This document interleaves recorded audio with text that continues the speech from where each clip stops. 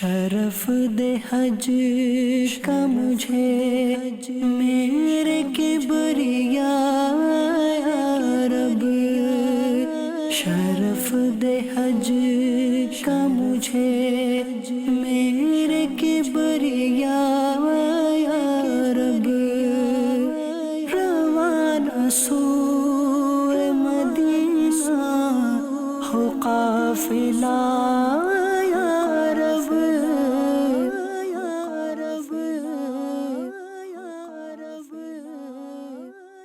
الحمدللہ رب العالمین والصلاة والسلام علی سید المرسلین، اما بعد فاعوذ باللہ من الشیطان الرجیم، بسم اللہ الرحمن الرحیم۔ الصلاة والسلام علیک یا رسول اللہ وعلی آلک واصحابک یا حبیب اللہ، الصلاة والسلام علیک یا نبی اللہ وعلی آلک واصحابک یا نور اللہ۔ مدنی چینل کے ناظرین، ایک خصوصی سلسلے کے ساتھ، اسپیشل ٹرانسمیشن کے ساتھ ایک بار پھر ہم حاضر ہیں الحمدللہ عز و جل۔ جیسے ہی ماہ رمضان المبارک کی گہما گہمی ختم ہوتی ہے تو حج کے جو ایام ہیں وہ شروع ہو جاتے ہیں اور حج کی تیاریاں زوروں پر ہوتی ہیں۔ دنیا بھر کے عاشقان رسول اپنے اپنے انداز سے حج کے لیے کوششیں کرتے ہیں، اور یقیناً ہر مسلمان کی یہ تڑپ ہوتی ہے، یہ چاہت ہوتی ہے کہ وہ کسی طرح ان مبارک ایام میں وادی مکہ پہنچ جائے، وادی مدینہ پہنچ جائے، عرفات کے جلوے دیکھ لے، منا کی وادیاں دیکھ لے، مزدلفہ کی بہاریں دیکھ لے، اور ہر مسلمان اس کے لیے یقیناً کوشش کرتا ہے، اور اس میں سے خوش نصیب حجاج کرام جو ہیں وہ اللہ عز و جل کے گھر کے جلوے دیکھنے کے لیے پہنچ جاتے ہیں۔ اعلیٰ حضرت امام احمد رضا خان رحمۃ اللہ تعالی علیہ گویا یوں لگتا ہے کہ انہی ایام کے حوالے سے گفتگو کرتے ہوئے کہتے ہیں، زمانہ حج کا ہے جلوہ دیا ہے شاہد گل کو، زمانہ حج کا ہے جلوہ دیا ہے شاہد گل کو، الہی طاقت پرواز دے پرہائے بلبل کو۔ بلبل یعنی اپنے لیے گویا کہہ رہے ہیں کہ میں اپنے وطن کا قیدی ہوں، مجھے کسی طرح بس ایسے کو پر مل جائیں کہ میں مدینہ منورہ پہنچ جاؤں، میں مکہ مکرمہ پہنچ جاؤں، میں عرفات کے جلوے دیکھ لوں۔ اور یقیناً یہ اعلیٰ حضرت رحمۃ اللہ تعالی علیہ نے عشاقان رسول کی ایک ترجمانی کی ہے کہ ہر عاشق رسول جب یہ ایام آتے ہیں خاص طور پر اس کو ایک حج کی چاہت ہوتی ہے، اور جو ایک بار حج کر لیتا ہے اسے دل ہوتا ہے پھر حج پر جائے، پھر پہنچ جاتا ہے تو پھر جانے کا جی چاہتا ہے۔ اور یہ شہد ایسا ہے کہ جتنی بار اسے گویا چاٹا جاتا ہے اتنی ہی اس کی شدت اور اس کی پیاس جو ہے یہ بڑھ جاتی ہے۔ الحمدللہ جس طرح حج پر جانے کی سعادت عاشقان رسول پاتے ہیں، اسی طرح حج کو سیکھنا بھی یہ بھی اس کی کوشش کی جاتی ہے، اور حج کو سیکھنا یقیناً اس کے لیے فرض ہے کہ جس پر حج بھی فرض ہو گیا ہے۔ اور مدنی چینل الحمدللہ ہر جگہ پر، ہر موڑ پر آپ کی ہماری رہنمائی کرنے کے لیے حاضر ہوتا ہے، اور اسی حوالے سے یہ مبارک سلسلہ بنام احکام حج ہر سال ان ایام میں آپ ملاحظہ فرماتے ہیں۔ اور اس سلسلے کی خاص رونق، اور اس سلسلے کے یوں سمجھ لیجئے کہ داعی بھی ہیں، بانی بھی ہیں، ریسرچر بھی ہیں، اسکالر بھی ہیں، اس سلسلے کے پروڈیوسر بھی ہیں، ڈائریکٹر بھی ہیں، اور اس سلسلے کے گیسٹ بھی ہیں، ہوسٹ بھی ہیں، اور ہمارے بہت ہی زبردست عالم دین، مفتی اسلام، استاذ العلماء، استاذ الفقہا، ایسی زبردست ہستی کہ آپ کی تخلیقی صلاحیت و علمی کارناموں سے آج ایک دنیا جو ہے وہ مستفیض ہو رہی ہے۔ مدنی چینل کے سینکڑوں سلسلے آپ کی صلاحیتوں اور آپ کی کاوشوں کی بنا پر آن ایئر ہوتے ہیں، اور اس کے لیے بہت ساری محنت جو ہے وہ پیچھے آپ کی ہوتی ہے۔ بلا مبالغہ مدنی چینل پر آپ کی کاوشیں نظر آتی ہیں، خاص کر فقہ کے میدان میں آپ کا ایک بڑا نام ہے، اللہ تبارک و تعالی نے بڑا نوازا ہے۔ اور میری مراد آپ اسکرین پر دیکھ رہے ہیں حضرت علامہ مفتی علی اصغر عطاری دامت برکاتہم العالیہ، ہم آپ کو خوش آمدید بھی کہتے ہیں، اور یہ ہماری سعادت ہے کہ ہم انشاءاللہ ان کے ساتھ اس سلسلے میں ہوا کریں گے، اور میں بھی ایک طالب علم ہوں، ان سے انشاءاللہ سیکھوں گا، اور اس سلسلے کو انشاءاللہ مفتی صاحب ہی لے کر آگے بڑھیں گے۔ کچھ سیگمنٹس بھی ہم نے ایڈ کیے ہیں انشاءاللہ آپ کی دلچسپی کے لیے، ان سیگمنٹس کے ذریعے بھی انشاءاللہ حج کے احکام اور حج کے مسائل ہی سکھانے کی ہم کوشش کریں گے۔ مفتی صاحب کی طرف چلتے ہیں۔ حضور آپ کو بھی بہت مبارک، آپ نے ماشاءاللہ اس سلسلے کو ڈیزائن بھی کیا۔ میں جب آپ کے ساتھ مدنی مشورے میں حاضر ہوا، جمعے کی رات ہم لاسٹ بیٹھے تھے اس پر، تو میں یہ سوچ رہا تھا کہ سلسلہ تو آن ایئر ہونا ہے، چند گھنٹے کا اپروکس 90 منٹس کا یہ سلسلہ ہے، لیکن اس کے پیچھے جو آپ کی ہارڈ ورکنگ تھی، ایک پورا آپ نے ایک مدنی کام جو اس پہ کیا ہوا تھا, جو پورا ایک سمجھ لیجئے کہ تھیسس آپ نے بنائے ہوئے تھے اور پیچھے بیک گراؤنڈ ورکنگ, تو آپ کا یہ شوق ہے حج کے حوالے سے خاص طور پر؟ الحمدللہ رب العالمین والصلاة والسلام علی سید الانبیاء والمرسلین اما بعد فاعوذ باللہ من الشیطان الرجیم بسم اللہ الرحمن الرحیم. کچھ زیادہ ہی مبالغہ کر گئے آپ اپنی گفتگو کے اندر, اور ناظرین کو اندازہ ہو گیا ہوگا کہ آپ نے مجھے نقیب بھی بنا دیا. نقیب تو آپ ہیں, میں تو آپ سے ہمارے آیا ہوں, ہر سلسلے آپ میں نقیب بھی ہیں, آپ گیسٹ بھی ہیں. نیا ہی نقیب ہوتا ہے, اور علمی حوالے سے بھی جو آپ نے کہا وہ مبالغہ ہی تھا آپ کا. دیکھیے سلسلہ تو آپ بھی کرتے ہیں, بہت سارے سلسلے کرتے ہیں, کوئی بھی سلسلہ کرنے کے لیے پیکیجنگ تو کرنی پڑتی ہیں, کب کیا چلنا ہے, کس موقع پہ چلنا ہے, کیا ہونا چاہیے. فوکس میرا یہ رہتا ہے کہ آسان سے آسان انداز میں ڈیلیور ہو جائے میٹر. اچھا, اور کافی عرصے سے ذہن ہے, اور پچھلے دنوں تو میں نے حضرت ملا علی قاری رحمۃ اللہ تعالی علیہ کا ایک قول پڑھا کہ علماء پر یہ واجب ہے کہ علم کی تفہیم کریں. اچھا, ڈیلیور جو ہے وہ آسان سے آسان انداز میں ہونا چاہیے, یہ واجب ہے علماء پر. بالکل. تو علم کی بات اس کے بغیر تو ممکن بھی نہیں ہے.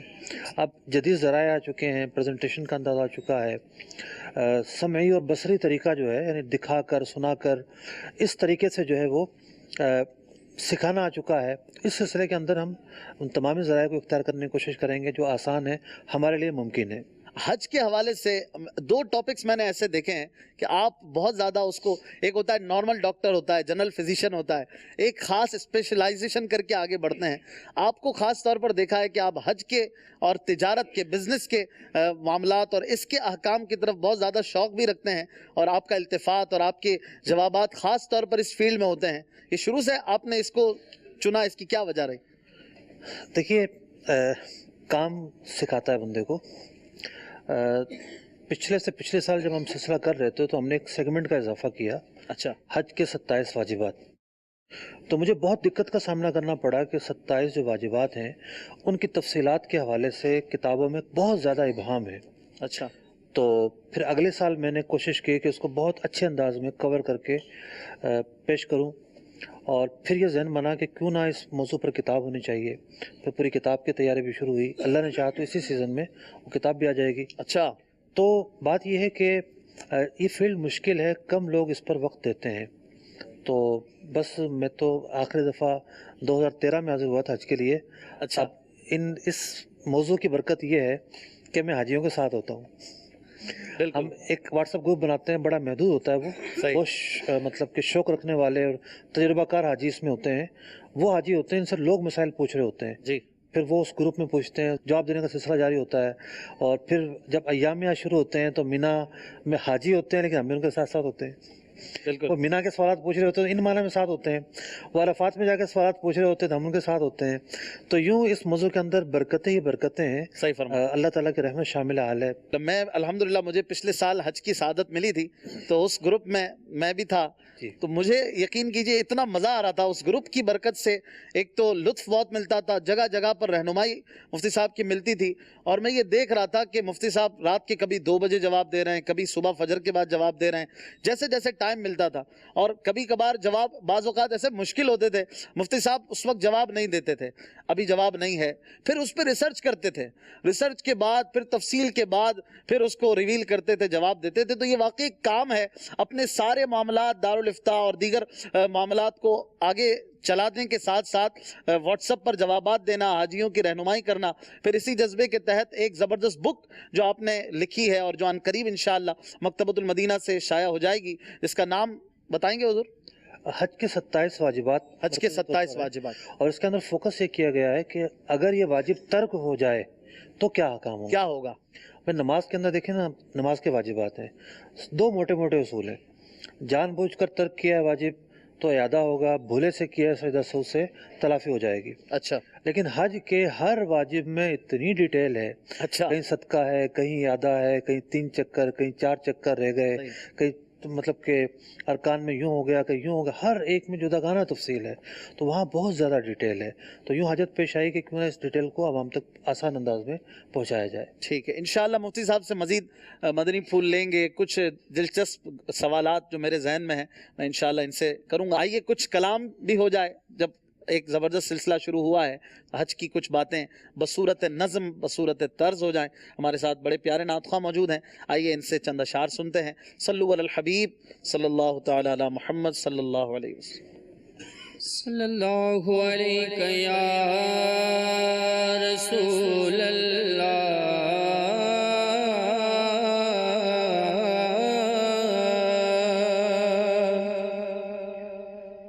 وسلم علیہ یا حبیب اللہ۔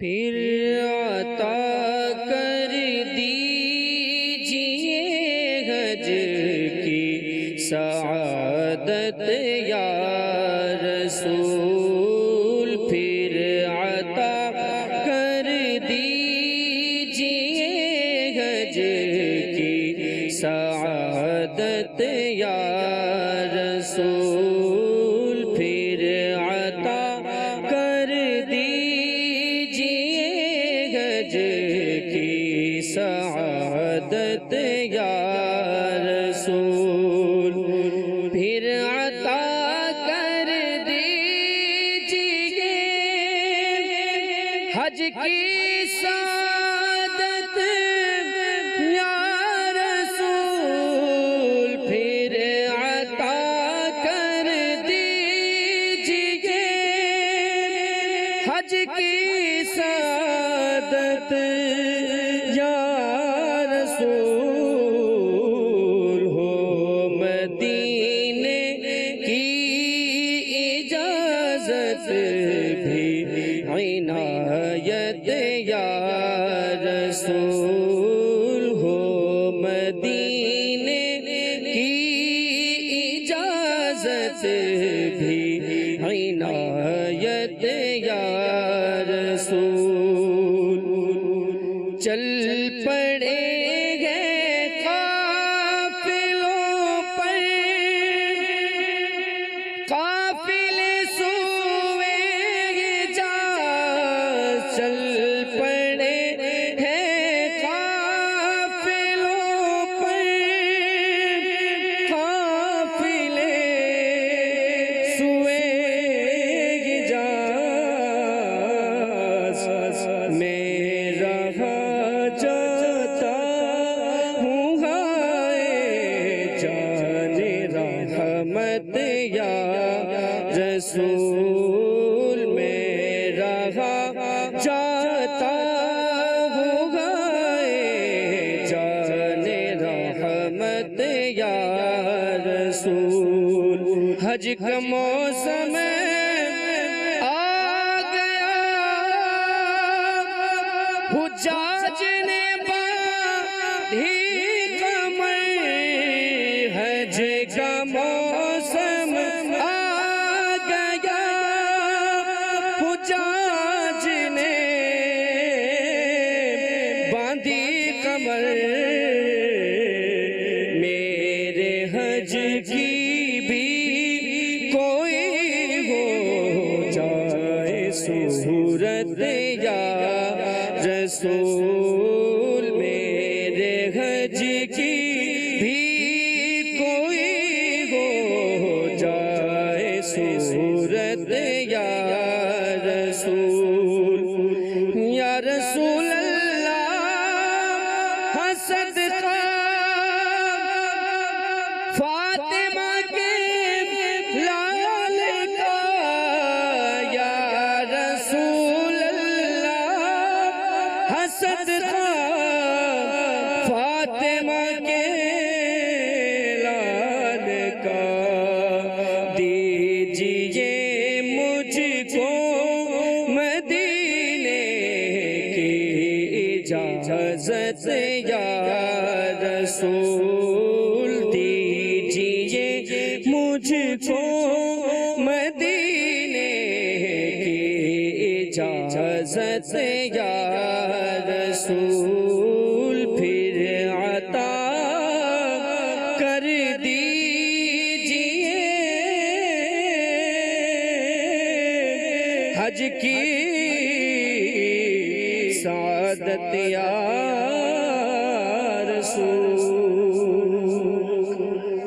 सुभान अल्लाह, सुभान अल्लाह, सुभान अल्लाह। अल्लाह पाक हम सब को मकबूल हज की सआदतें अता फरमाए, और जो इस बार हज पर जा रहे हैं उनके सफ़र को आसान करने के लिए, उनके सफ़र को बामकसद करने के लिए, बेहतरीन करने के लिए, उनकी रहनुमाई के लिए अल्हम्दुलिल्लाह ये सिलसिला मदनी चैनल पर है, अहकाम हज के नाम से। मुफ्ती साहब, आप क्या फरमाएंगे, हज जो है, हज कितना ज़रूरी है कि सीख कर किया जाए?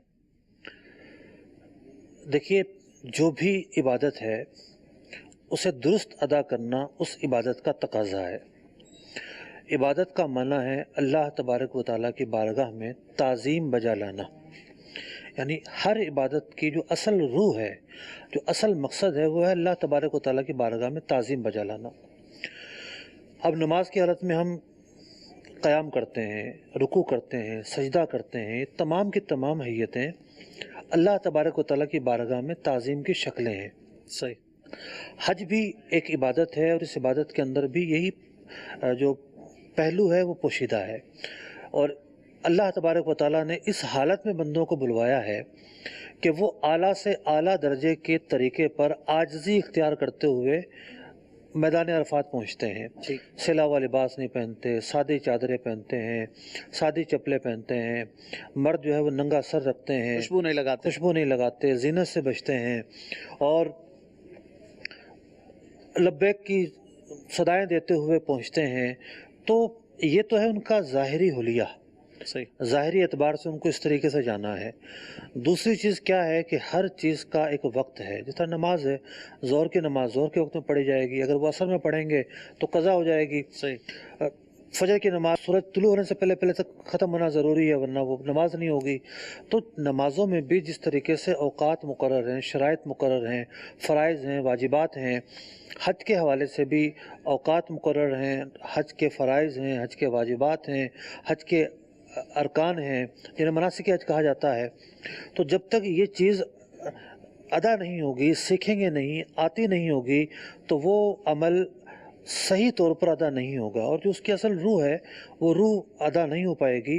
और वो रूह उसी वक्त अदा होगी जब जो अरकान हैं वो सही वक्त पर सही तरीके से अदा किए जाएं, खुशू और खुजू बरकरार हो, नीयत सादिका मौजूद हो, और बिलखुसूस तमाम का तमाम ज़ादे राह हलाल आमदनी से हासिल किया गया हो। फिर वो हाजी निकलता है कि जब वो वापस पलटता है तो बदल चुका होता है। सही। और हज मबरूर, हज मकबूल की एक निशानी यही बयान की गई कि हज मकबूल वही हज होता है कि जब हाजी वापस आए तो तब्दील हो चुका हो। अच्छा, ये उसकी निशानी है। ये उसकी निशानी है, नेक हो चुका हो, परहेजगार हो चुका हो, उसकी आदत व अतवार बदल चुकी हों।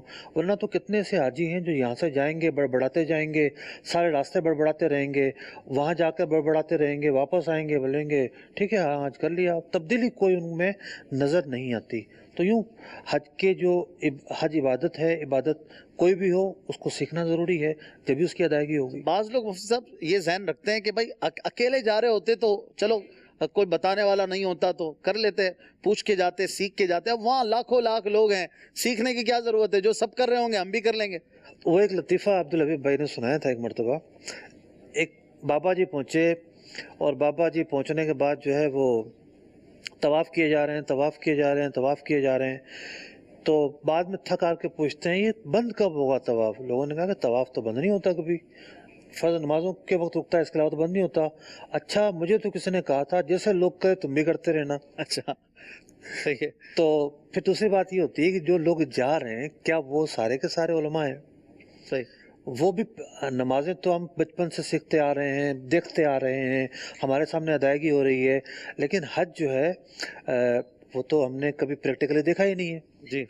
हम जब सुन रहे होते हैं तब भी हमारे ख्यालात उसका अहता नहीं कर पाते, ये क्या चीज़ है, ये क्या चीज़ है, ये क्या चीज़ है। तो वहाँ जाकर हर आदमी ही अनजान होता है और मुश्किल में होता है, बहुत मुश्किल में होता है।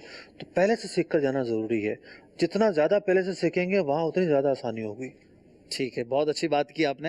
लेकिन बाज़ लोग ये कहते हैं कि यार हम मदनी चैनल पर या दावत इस्लामी वालों के पास आकर क्या सीखें, जिन ट्रैवल वालों के साथ हम जा रहे हैं, एक आम तौर पे ग्रुप्स बने होते हैं, कारवान वालों के साथ लोग जा रहे होते हैं, तो यार वही सिखाएंगे, उनका काम है, जब लेके जा रहे हैं तो वो सिखाएंगे। तो क्या ट्रैवल वाले की ये जिम्मेदारी है कि अपने हाजियों को सिखाए?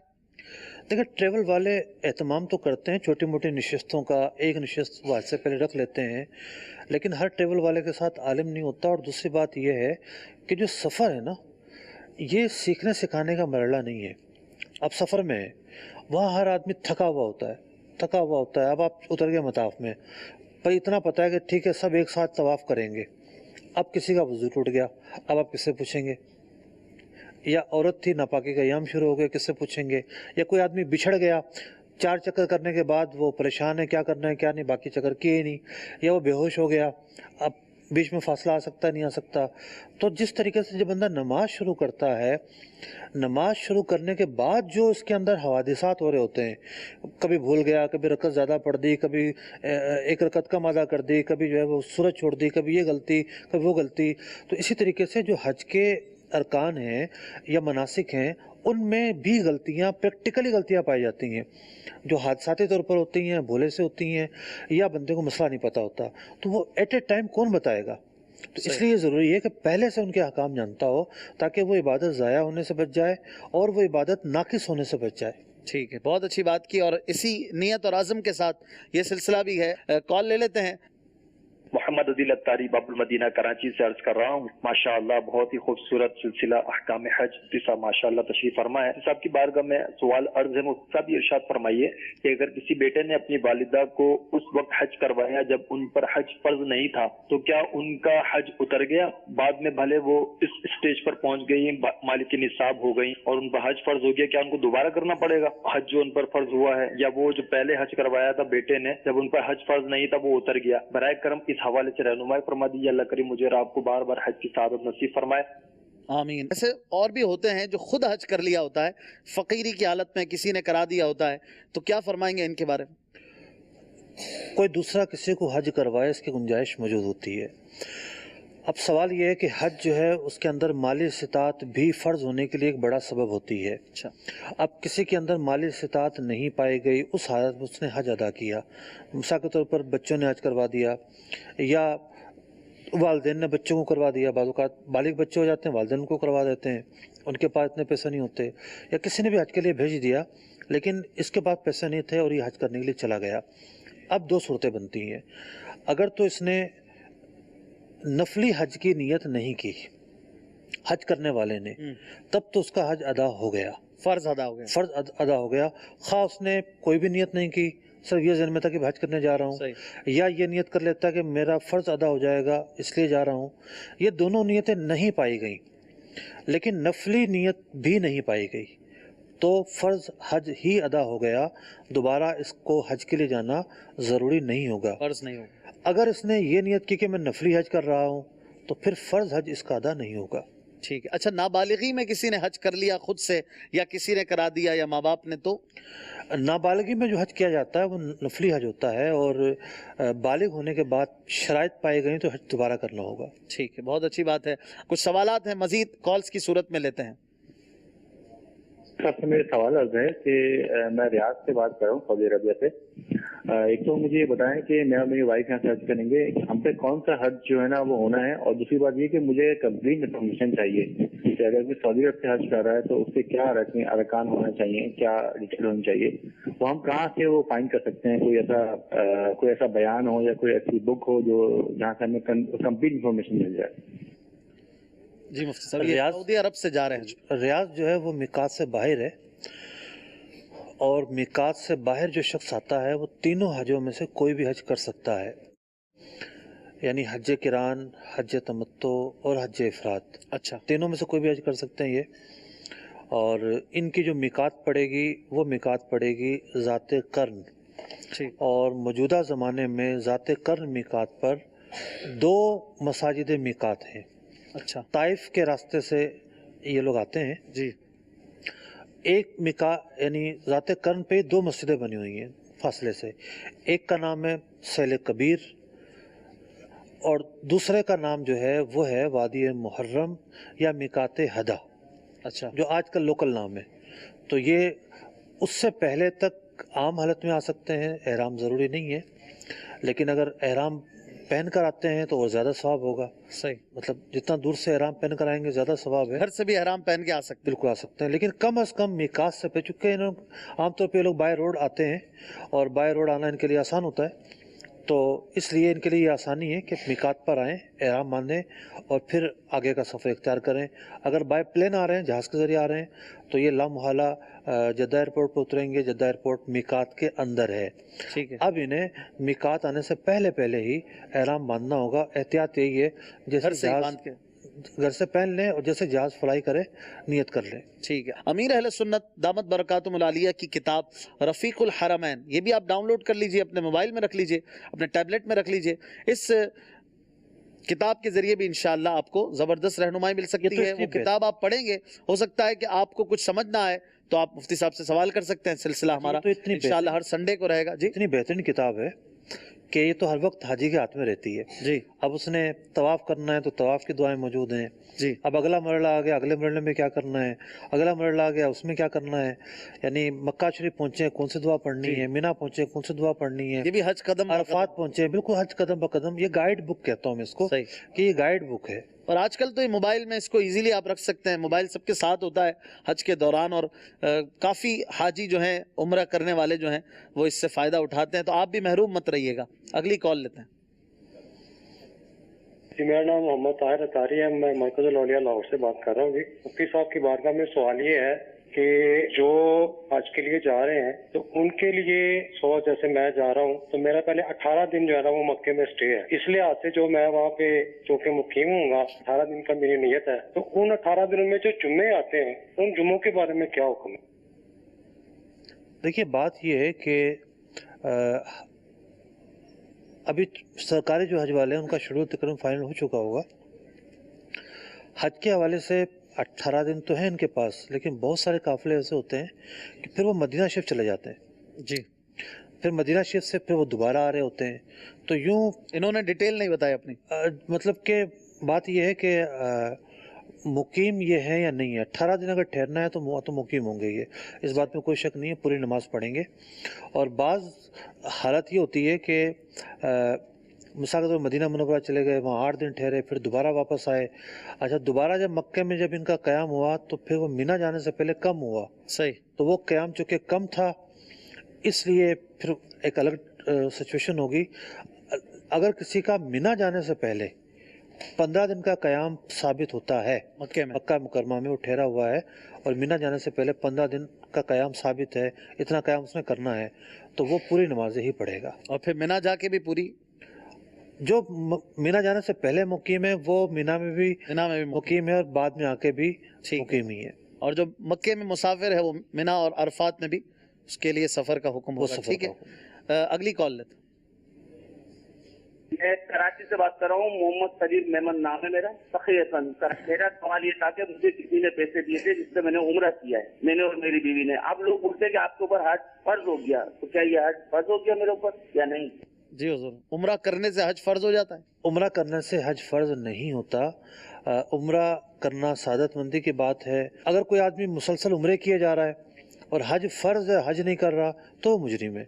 اگر اس کے پاس حج فرض ہونے کی شرائط نہیں پائی جاتی، مثال کے طور پر 2-4 لاکھ روپے جمع ہوتے ہیں اور وہ فیملی کے ساتھ چلا جاتا ہے، تو ہم یہ کہیں گے کہ جناب یہ 4 لاکھ روپے اگر کسی ایک آدمی کے ہیں تو اس کو حج کرنا چاہیے، صحیح، تو حج فرض ہو جائے گا۔ بالکل۔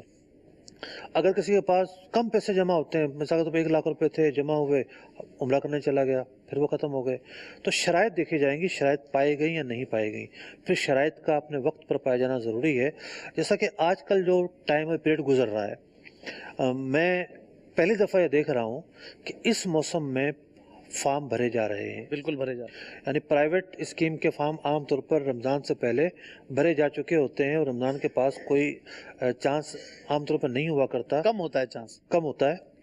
لیکن اس دفعہ پرائیویٹ جو کاروان ہیں وہ حج کے فارم بھر رہے ہیں، اور میری اطلاعات تو یہ ہیں کہ کافی جگہ ان کے پاس، کافی جگہ ہیں جو مطلب مطلق عرض کر رہا ہوں، ظاہر بات ہمارا کوئی مالی مفاد تھوڑی ہے۔ جی جی جو لوگ حج کرنا چاہتے ہیں وہ کاروان والوں سے رابطہ کریں۔ بالکل۔ میں نے پوچھا ہے کسی کاروان والے سے، یہ آپ نے شارٹ پیکج اتنا سستا کیسے بنا دیا ہے؟ شارٹ پیکج 15 دن کا، 20 دن کا جو حج ہے تو عام طور پر 7-8 لاکھ روپے کا یہ پیکج ہوتا تھا، 6 لاکھ کا ہوتا تھا۔ اس دفعہ 4.5 پونے 5 تک کی آوازیں مارکیٹ میں موجود ہیں، تو کہنے لگے کہ اس دفعہ تھوڑا سا ریشو کم ہے جانے والوں کا۔ اس کی ایک وجہ یہ ہوتی ہے کہ سرکاری فارم سے جو لوگ واپس آئے عام طور پر وہ پرائیویٹ والوں کے پاس آ جاتے ہیں. پرائیویٹ والے ہو گئے اس مرتبہ لیٹ، تو شاید لوگ اپڈیٹ نہیں ہیں. جن پر حج فرض ہے ان کے لیے جانے کے مواقع موجود ہیں، فارم بھرے جا رہے ہیں. اب بھی جس پر شرائط پائی جاتی ہیں وہ حج کرنے کے لیے تیاری کرے اور حج کرنے کا موقع موجود ہے. ٹھیک ہے مفتی صاحب. بعض لوگ ویسے ایک مینٹلٹی ہے لوگوں کی، اور ہو سکتا ہے کچھ حد تک درست بھی ہو، آپ اس کو ذرا واضح فرمائیے گا کہ حج یار بہت مشکل ہے، حج سیکھنا بڑا مشکل ہے، واقعی ایسا ہی ہے؟ دیکھیے، عام طور پر وہ چیزیں سیکھنا مشکل ہوتی ہیں جسے آپ تصورات میں سیکھ رہے ہوتے ہیں. مثال کے طور پر آپ کو فزکس پڑھائی جا رہی ہے، کیمسٹری پڑھائی جا رہی ہے، تو جو چیز پڑھائی جا رہی ہے وہ آپ کے سامنے ہی نہیں ہے. صحیح. اس دماغ میں اس کا ایک نقشہ بنانا ہے، دماغ میں ایک تصور قائم کرنا ہے، پھر آگے چلنا ہے، وہ چیزیں مشکل ہوتی ہیں. صحیح. اور حج کے جو بھی چیزیں ہیں، ہم کہیں گے عرفات کیا ہے جی، کہیں گے رمی کیا ہے جی، مینا کیا ہے جی، تو اس کا خاکہ ذہن میں اتنی آسانی سے نہیں بنتا، بندہ یہیں الجھ کر رہ جاتا ہے. تو بڑی مشکل یہ ہوتی ہے. نئے نام ہوتے ہیں. اب دیکھیں اصطلاحات حج اگر لے لیں، اتنے سارے نئے نام ہیں، تو نئے ناموں کے بارے میں یہ ہیں کیا، ان کا معنی کیا ہے، مشکلات تو ہیں نو ڈاؤٹ، اس میں کوئی شک نہیں ہے. لیکن بندہ جب سیکھنے بیٹھتا ہے تو اس کے لیے ہر کام آسان ہو جاتا ہے. صحیح. انسان ہی ہے جو پہاڑوں کو پاش کر دیتا ہے، درختوں کو تابع بنا لیتا ہے، مشکل سے مشکل کام کر لیتا ہے. ستاروں پہ کمر ڈالنا انسان کا ہی کام ہے. صحیح. تو ہمت نہیں آنا چاہیے. بالکل. اور جب سیکھنے لگتے ہیں تو پھر آہستہ آہستہ چیزیں آسان ہونے لگتی ہیں. آخری کال ایک لے لیتے ہیں، اس کے بعد مفتی صاحب انشاءاللہ پریزنٹیشن ایک دیں گے، وہ بھی غور سے دیکھنی ہے. کچھ دیر میں مزید پھر پریزنٹیشن کے بعد بھی سوالات وغیرہ کا سلسلہ جاری رہے گا. میرا نام ہمایوں ہے، میں لاہور سے بات کر رہا ہوں. عمرہ کے بعد اگر کسی کے نام کا طواف کرنا چاہتا ہو کوئی بندہ اپنے ماں باپ کے نام سے، تو طواف کا ایک چکر ہوگا یا وہی 7 چکر ویسے لگیں گے؟ جی حضور. دیکھیں، جس طریقے سے کوئی بھی نماز 2 رکعت سے کم نہیں ہو سکتی. ٹھیک ہے. 2 رکعت پڑھتے ہیں تو سلام پھیرنے کی گنجائش ہوتی ہے، نفلی نماز میں 2 رکعتیں ہوتی ہیں. تو ہر طواف کے اندر 7 چکر ہونا لازمی ہے. ٹھیک ہے. 7 چکر مل کر ایک طواف بنتا ہے. صحیح. یعنی کوئی کہتا ہے میں نے ایک نفل پڑھا تو وہ کم سے کم 2 رکعت کا ہی ہوگا. 2 رکعت کا. اسی طرح ایک طواف کیا مطلب 7 چکر کیے. 7 چکر کیے. 7 چکر کریں گے تب ایک طواف کہلائے گا. صحیح. ایک تو یہ مسئلہ. دوسرا مسئلہ یہ کہ طواف کوئی بھی ہو، نفلی طواف ہو، مطلب کہ عمرے کا طواف ہو، طواف وداع ہو، ہر طواف کے بعد 2 رکعت پڑھنا واجب ہو جاتا ہے. اچھا. نماز پڑھنا، تو 2 رکعت نماز پڑھنا طواف کے بعد واجب ہوتا ہے. تو یوں آپ کہہ لیجئے کہ طواف کے یہ 2 اہم حصے ہیں، 7 چکر اور طواف کے بعد پھر 2 رکعت نوافل پڑھنا. اچھا، کوئی 7 چکر والا معاملہ ہے، اگر کسی نے ایک چکر شروع کر دیا، پھر اس کو بتایا گیا بھائی ایک نہیں ہے پورے 7 کرنے ہیں، وہ بولے یار میرے سے تو نہیں ہوتا، ایک کرنے کے بعد کیا پورا کرنا ضروری ہو جائے گا؟ ایک چکر شروع کرنے سے واجب ہو جائے گا. اب وہ پورا کرنا ضرور، پہلے نفل تھا اب واجب ہو گیا. اب واجب ہو گیا. ٹھیک ہے، بہت اچھی بات ہے. اب انشاءاللہ مفتی صاحب سے ایک اہم پریزنٹیشن ہم نے دیکھنی ہے، حج و عمرہ ایک نظر میں، اس کو ہم نام دیتے ہیں. انشاءاللہ آپ غور سے دیکھیں گے تو انشاءاللہ آپ کو اس کی برکتیں ملیں گی. خاص کر حجاج کرام کو توجہ سے سننا ہے، ہو سکے تو لکھتے رہیے، نوٹ کرتے رہیے. آئیے بڑھتے ہیں پریزنٹیشن کی طرف. لبیک اللہم لبیک لبیک لا شریک لک لبیک. محترم ناظرین کرام، ایک پریزنٹیشن کی طرف ہم بڑھ رہے ہیں اور اس پریزنٹیشن کا عنوان ہے حج و عمرہ ایک نظر میں. ہم دیکھتے ہیں کہ حج اور عمرے کی جتنی بھی باتیں ہم سن رہے ہیں، اس کی ڈیٹیل آئے گی، تفصیل آئے گی. ڈیٹیل اور تفصیل پر تفصیل سے بات ہوگی، لیکن اس کی ایک سمری، ایک خلاصہ سمجھنے کی کوشش کرتے ہیں کہ حج و عمرہ ایک نظر میں اگر ہم سمجھنا چاہتے ہیں تو کیا صورت ہوگی. سب سے پہلے دیکھتے ہیں کہ حج کی 3 اقسام ہیں. حج کی 3 اقسام ہیں. پہلی قسم ہے حج قران، دوسری قسم ہے حج تمتع، اور تیسری قسم ہے حج افراد. حج قران کیا ہوتا ہے؟ حج قران کے اندر حج اور عمرے کا احرام ایک ساتھ باندھیں گے. حج اور عمرے کا احرام ایک ساتھ باندھنے کے بعد عمرے کی ادائیگی ہوگی اور پھر طواف قدوم کریں گے. طواف قدوم کرنے کے بعد اپنے وقت پر حج کے بعد احرام کھلے گا. दोबारा अर्ज कर देता हूँ, हज किरान में हज और उम्रे का एहराम एक साथ बांधना है। उसके बाद उम्रे की अदायगी होगी, तवाफ़ कुदूम होगा, और उसके बाद हज का जो एहराम है वो हज के बाद अपने वक्त पर खोला जाएगा। हज तमत्तो क्या होता है, आइए उसकी तरफ चलते हैं। हज तमत्तो के अंदर सिर्फ उम्रे का एहराम बांधा जाता है, मक्का मुकरमा पहुंचकर उम्रे की अदायगी की जाती है। हलक और तकसीर करने के बाद एहराम खोल दिया जाता है, और एहराम खोलने के बाद बंदा आज़ाद हो जाता है, चाहे तो उम्रे कर ले चाहे तो ना करे। और फिर 7 या 8 तारीख को हज का एहराम बांधा जाता है, यानी अब असल जो हज का एहराम है वो उस दिन बांधेगा, लेकिन उससे पहले जो उम्रे की अदायगी है वो भी इसी हज का एक हिस्सा है। तो हज की 2 अक़साम हमने जानी कि हज किरान क्या होता है, हज तमत्तो क्या होता है। अब आइए तीसरी किस्म पर चलते हैं, हज इफ़राद तीसरी किस्म है। हज इफ़राद के अंदर हज का एहराम बांधा जाता है, सिर्फ़ और सिर्फ हज का एहराम। और अगर ये आफाक के बाहर से गया है तो जाकर तवाफ़ कुदूम करेगा, और उसके बाद हज तक एहराम में रहेगा। हज के बाद अपने वक्त पर इसका एहराम खोला जाएगा। यूँ कह सकते हैं हम कि हज किरान की तरह इसका एहराम होता है। हज किरान में उम्रा होता है, हज इफ़राद में उम्रा नहीं होता। एक और फ़र्क भी है कि हज इफ़राद कोई भी हाजी बांध सकता है, लेकिन हज किरान सिर्फ़ और सिर्फ मिकात के बाहर वाला कर सकता है। तीनों अक़साम में से कौन सा शख्स कर सकता है, आइए उसका एक चार्ट हमारे पास है। हज किरान कौन कर सकता है? हज किरान मिकात के बाहर वाले लोग करेंगे, मिकात के अंदर वाले लोग नहीं करेंगे। हज तमत्तो कौन कर सकता है? हज तमत्तो सिर्फ वही करेगा जो मिकात के बाहर रहता है, मिकात के अंदर रहने वाले हज तमत्तो नहीं करेंगे। हज इफ़राद कौन कर सकता है? सभी लोग कर सकते हैं, जो मिकात के बाहर रहते हैं वो भी कर सकते हैं, अहले मक्का, और जो मिकात जो हिल में रहते हैं वो भी कर सकते हैं, और मिकात के बाहर वाले भी कर सकते हैं। तीनों तरह के जो अफराद हैं, तीनों तरह के अफराद हज इफ़राद को कर सकते हैं। तो हज की ये 3 अक़साम थी, हज किरान, हज तमत्तो और हज इफ़राद। यहाँ पर बात यह आई कि आफाक वाले कर सकते हैं, हिल वाले कर सकते हैं, हरम वाले कर सकते हैं। ये आफाक, हिल, हरम ये होता क्या है, आइए इस चीज़ को समझते हैं।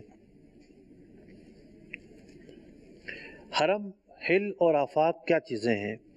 सबसे पहले एक तस्वीर आपको दिखाई जा रही है। इस तस्वीर के अंदर आप देखेंगे कि खाना काबा है, खाना काबा के इर्द गिर्द एक दायरा है। ये जो पिंक कलर का दायरा आपको नज़र आ रहा है, एक तकरीबी तस्वीर है। ये बिल्कुल इंच और पैमाइश के एतबार से पूरी हो ज़रूरी नहीं है, तकरीबन एक समझाया जा रहा है कि मक्का मुकरमा की जो आबादी है उसका एक बड़ा हिस्सा हरम कहलाता है, वो हरम पर मुश्तमिल है। अब मिसाल के तौर पर जो मस्जिद आयशा है वो हरम से बाहर है, कहलाती तो मक्के में ही है लेकिन वो हरम से बाहर है। तो जोग्राफिया नक्शा हम समझने की कोशिश कर रहे हैं। एक हिस्सा वो है कि जो हरम कहलाता है। अब इस नक्शे के अंदर आप ये देखेंगे कि ये जो जद्दा है, ये जद्दा यहाँ दाखिल नहीं है, जद्दा उसके बाहर है। इसी तरीके से बहुत सारे और मकामात हैं जो आपको बाहर नज़र आएंगे। ऊपर जराना है, जराना बाहर है। तो जद्दा मिकात के तो अंदर है लेकिन हरम से बाहर है। तो हरम उस हिस्से को कहते हैं जो खाना काबा के इर्द गिर्द एक बहुत बड़ी आबादी का हिस्सा है, जिसको हरम कहा जाता है। हरम के ख़ास अहकाम होते हैं, बहुत सारे काम ऐसे होते हैं जो हरम से ही करने होते हैं। तो यूँ ये समझना ज़रूरी है कि एक हिस्सा वो है जिसको हरम कहते हैं। अगले उसकी तरफ चलते हैं। हरम के बाद का जो हिस्सा है और मिकात के अंदर का जो हिस्सा है वो हिस्सा हिल कहलाता है। इसके रहने वालों को अहले हिल कहते हैं, हिली भी कहते हैं। इस तस्वीर के अंदर जो ग्रीन दायरा है, एक तकरीबी तौर पर ये समझा रहा है कि ये जो हिस्सा है वो हिल है। आप इस दायरे में देख सकते हैं मदीना मुनव्वरा है एक तरफ, तो वो मिकात मदीना मुनव्वरा की उसके अंदर का हिस्सा है। इसी तरीके से ये लमलम है मेरे नीचे की तरफ, ये लमलम जो है उसके बाद का जो हिस्सा होगा वो हिल का होगा। इसी तरीके से ज़ाते कर्न है, ज़ाते इर्क है और जोफ़ा है, ये मिकातें हैं, 5 मिकातें हैं। इन 5 मिकातों के जो अंदर का हिस्सा है वो हिल कहलाता है, और इन मिकातों के जो बाहर का हिस्सा है, अगली तस्वीर की तरफ चलते हैं, वो हिस्सा आफाक कहलाता है। आफाक में रहने वाले हज तमत्तो करें। हज किरान भी कर सकते हैं, लेकिन जो हिल में रहने वाले हैं, जो हरम में रहने वाले हैं, वो लोग हज इफराद ही करेंगे, किरान और तमत्तो नहीं कर सकते। तो एक तो ये मोटा सा फ़र्क है, इसके अलावा बहुत सारे और फ़र्क भी सामने आते हैं। तो आप ये समझ रहे हैं कि 5 मिकातें हैं और 5 मिकातों के साथ साथ उनके अंदर का जो एरिया है वो हिल है, और हिल के अंदर मस्जिद आ जाते हैं तो हरम आ जाता है। अब एक हाजी ने हज के लिए निकलना है, हाजी हज का सफ़र इख्तियार करेगा, किन मराइल से वो गुजरेगा, आइए उसकी तरफ देखते हैं। हाजी जनाब अपने घर से निकला है, घर से मक्का तक का जो सफ़र है इसका वो किस तरीके से अदा होगा, उस सफ़र में से क्या करना होगा। सबसे पहले यह है कि तौबा इस्तिग़फ़ार करे, नाराज़ रिश्तेदारों से ख़ास तौर पर मुलाकात करे, उन्हें मनाने की कोशिश करे, जो करीबी अज़्ज़ा हैं, अक़रीबा हैं, उनसे मेल मिलाप करे, दुआओं की दरख्वास्त करे, दुआएं लें, दुआएं दे, और अपने घर से जो सामान की तैयारी है, सामान की तैयारी करे। सामान की तैयारी के अंदर बैग हो गए, दीगर चीज़ें हो गई, पासपोर्ट हो गया, जो दस्तावेज़ात हैं वो अपने साथ लेते हुए, अपने बैग को तैयार करते हुए इस बात का तयन कर ले कि इसने एहराम की नीयत कहाँ से करनी है। अगर इसने एहराम की नीयत कहाँ से करनी है, इसका दारोमदार इस बात पर है कि इसकी फ़्लाइट कहाँ उतर रही है। अगर इसकी फ़्लाइट मदीना मुनव्वरा उतर रही है तो ये बगैर एहराम के जाएगा। अगर इसकी कनेक्टिंग फ़्लाइट है तो ये इस बात का ऑप्शन मौजूद है कि जब इसका जहाज़ तब्दील होगा तो वहाँ से एहराम बांध ले। अगर इसकी फ़्लाइट जद्दा उतर रही है तो, और एयरपोर्ट जिस शहर में, उसी शहर से इसको जाना है, मिसाल के तौर पर कोई हैदराबाद से आ रहा है तो ठीक है, वो आ जाए बाउल मदीना तक, यहाँ के एहराम की चादर बांध ले। सबसे मोहतात तरीका नियत करने में ये होता है कि जब जहाज़ बुलंद होने के बाद हमवार हो जाए, जहाज़ जब बुलंद हुआ जहाज़ और जहाज़ हमवार हो गया, बेल्ट खोल देने का कहा गया, उस वक्त आप नियत कर लें। और उस वक्त नियत करने का फ़ायदा ये होगा, बंदा थका होता है, आँख लग जाती है, मिकात आ जाता है, पता नहीं चलता। मिकात से पहले पहले नियत का पाया जाना ज़रूरी है, वरना एक वाजिब तर्क हो जाएगा और आगाज़ ही इस हालत पर होगा कि बंदा परेशानियों का शिकार हो गया। तो बात ये हो रही थी कि एहराम की नियत की जाएगी। एहराम की नियत करने के बाद एहराम की सारी पाबंदियां शुरू हो जाएंगी। बंदा मक्का मुकरमा, जद्दा जाने वाला मक्का मुकरमा पहुंचेगा और मक्का मुकरमा पहुंचकर जो अपने मनासिक है उसकी अदायगी शुरू हो जाएगी। ये उस हाजी के लिए था जिसकी फ़्लाइट बराह रास्त जद्दा उतर रही है। अब किसी हाजी की फ़्लाइट जो है वो जद्दा नहीं उतर रही, बल्कि उसकी वाया फ़्लाइट है, तो वाया फ़्लाइट वाले सबसे पहले ही एहतियात तो ये करेंगे कि अपना एहराम लगेज में नहीं डालेंगे। अगर लगेज में डाल दिया तो वो जहाज़, अगर तक तब्दील होना है, जहाज़ रेलगाड़ी की तरह नहीं है कि तब्दील हुआ तो सामान आपको लेना पड़ेगा। सामान खुद ब खुद मुंतकिल हो जाता है या मुंतकिल कर दिया जाता है, आपके हाथ में सामान नहीं आता। आपके हाथ में वही थैला या शॉपिंग बैग या बैग रहता है, हैंड कैरी को हैंड कैरी कहते हैं। हैंड कैरी आपके हाथ में रहती है, तो उस हैंड कैरी में आप अपना एहराम रखें और इस बात को कंफर्म कर लें कि आपकी जो स्टे फ्लाइट है वो कितने घंटे की है। बाज़ औक़ात 2 घंटे का स्टे होता है, 3 घंटे का स्टे होता है। यहाँ से जो फ़्लाइट है वो 1 घंटा लेट उड़ी, 2 घंटे रह गए और 1 घंटा तो वैसे जहाज़ तक पहुँचने के लिए चाहिए होता है। तो वहाँ आपको कितना वक्त मिल रहा है? अगर आपके पास इतना वक्त मिल रहा है कि वहाँ आप चादरें तब्दील कर सकते हैं तो वहीं तब्दील करें, वरना आप नियत बेशक ना करें, चादरें तब्दील कर लें। एक साल ऐसा भी एक वाक़या आया था कि जनाब एक पूरा काफ़िला उम्रे पर जा रहा था, स्टे फ्लाइट थी, यहाँ से जहाज़ लेट हुआ, आगे जब वहाँ पहुँचे उनको कपड़े बदलने का टाइम ही नहीं मिला, भागम भाग जहाज़ में सवार हो गए, एहराम ही नहीं बांध सके। तो इस बात को कंफर्म कर लें कि आपका जो स्टे है वो कितना है। इतना है कि आप बआसानी वहाँ पर लिबास चेंज कर सकते हैं, एहराम पहन सकते हैं, आप वहाँ पहने, वरना यहीं से चादरें लपेट लें। नियत यहाँ से ना करें, नियत फिर वहीं जब जहाज़ ऊपर बुलंद होकर हमवार होगा उस वक्त नियत कर लें। अगर किसी की फ़्लाइट मदीना मुनव्वरा जा रही है, मदीना मुनव्वरा जिसकी फ़्लाइट जा रही है तो उसके लिए एहराम ज़रूरी नहीं है, वो बग़ैर एहराम के जाएगा। फिर मदीना मुनव्वरा से जब वो हज के लिए जाने लगेगा तो यानी मक्का मुकरमा जाने लगेगा तो फिर उसको फ़ैसला करना होगा कि वो हज किरान कर रहा है, तमत्तो कर रहा है या हज इफ़राद कर रहा है, और उसी के मुताबिक फिर वो नियत करता हुआ मक्का मुकरमा की तरफ रवाना होगा और मक्का मुकरमा जो है वो बढ़ेगा। अब बात यह है कि हज कई तरह के हैं। हमने सुना कि हज किरान होता है जिसमें हज और उम्रा दोनों का एहराम एक साथ बांधा जाता है। हज तमत्तो होता है जिसमें सिर्फ उम्रे का एहराम बांधा जाता है। हज इफ़राद होता है जिसमें सिर्फ حج کا احرام باندھا جاتا ہے۔ اب ایک حاجی جو ہے وہ کون سی نیت کرے گا؟ پاکستان سے جانے والے عمومی طور پر اکثر حجاج کہہ سکتے ہیں 98% حجاج حج تمتع کر رہے ہوتے ہیں، لیکن ان سے اگر پوچھا جائے بھئی آپ کون سی نیت کیجیے، ہم نے حج کی نیت کی ہے، بھئی حج تمتع کرنے والا تو عمرے کی نیت کرے گا، آپ نے حج کی نیت کیسے کر لی؟ تو ایک بہت بڑی غلطی ہوتی ہے، اس کی تصحیح ہونا ضروری ہے۔ تو آئیے دیکھتے ہیں کہ کون سا حاجی کیا نیت کرے گا۔ حج تمتع اگر آپ کرنے جا رہے ہیں تو آپ صرف اور صرف عمرے کی نیت کریں گے۔ حج تمتع کرنے جا رہے ہیں، صرف اور صرف آپ نے عمرے کی نیت کرنی ہے۔ کیا نیت کرنی ہے آئیے سنتے ہیں۔ حج تمتع کرنے والے صرف عمرے کے احرام کی نیت کرتے ہیں۔ اللہم انی ارید العمرة فیسرها لی وتقبلها منی وأعنی علیہا وبارک لی فیہا نویت العمرة وأحرمت بها للہ تعالی۔ حج قران کرنے والے حج اور عمرے دونوں کی نیت کریں۔ اللہم انی ارید العمرة والحج فیسرهما لی وتقبلهما منی نویت العمرة والحج وأحرمت بهما مخلصا للہ تعالی۔ یہ پہلے جو نیت بیان کی گئی یہ عمرے کی نیت تھی۔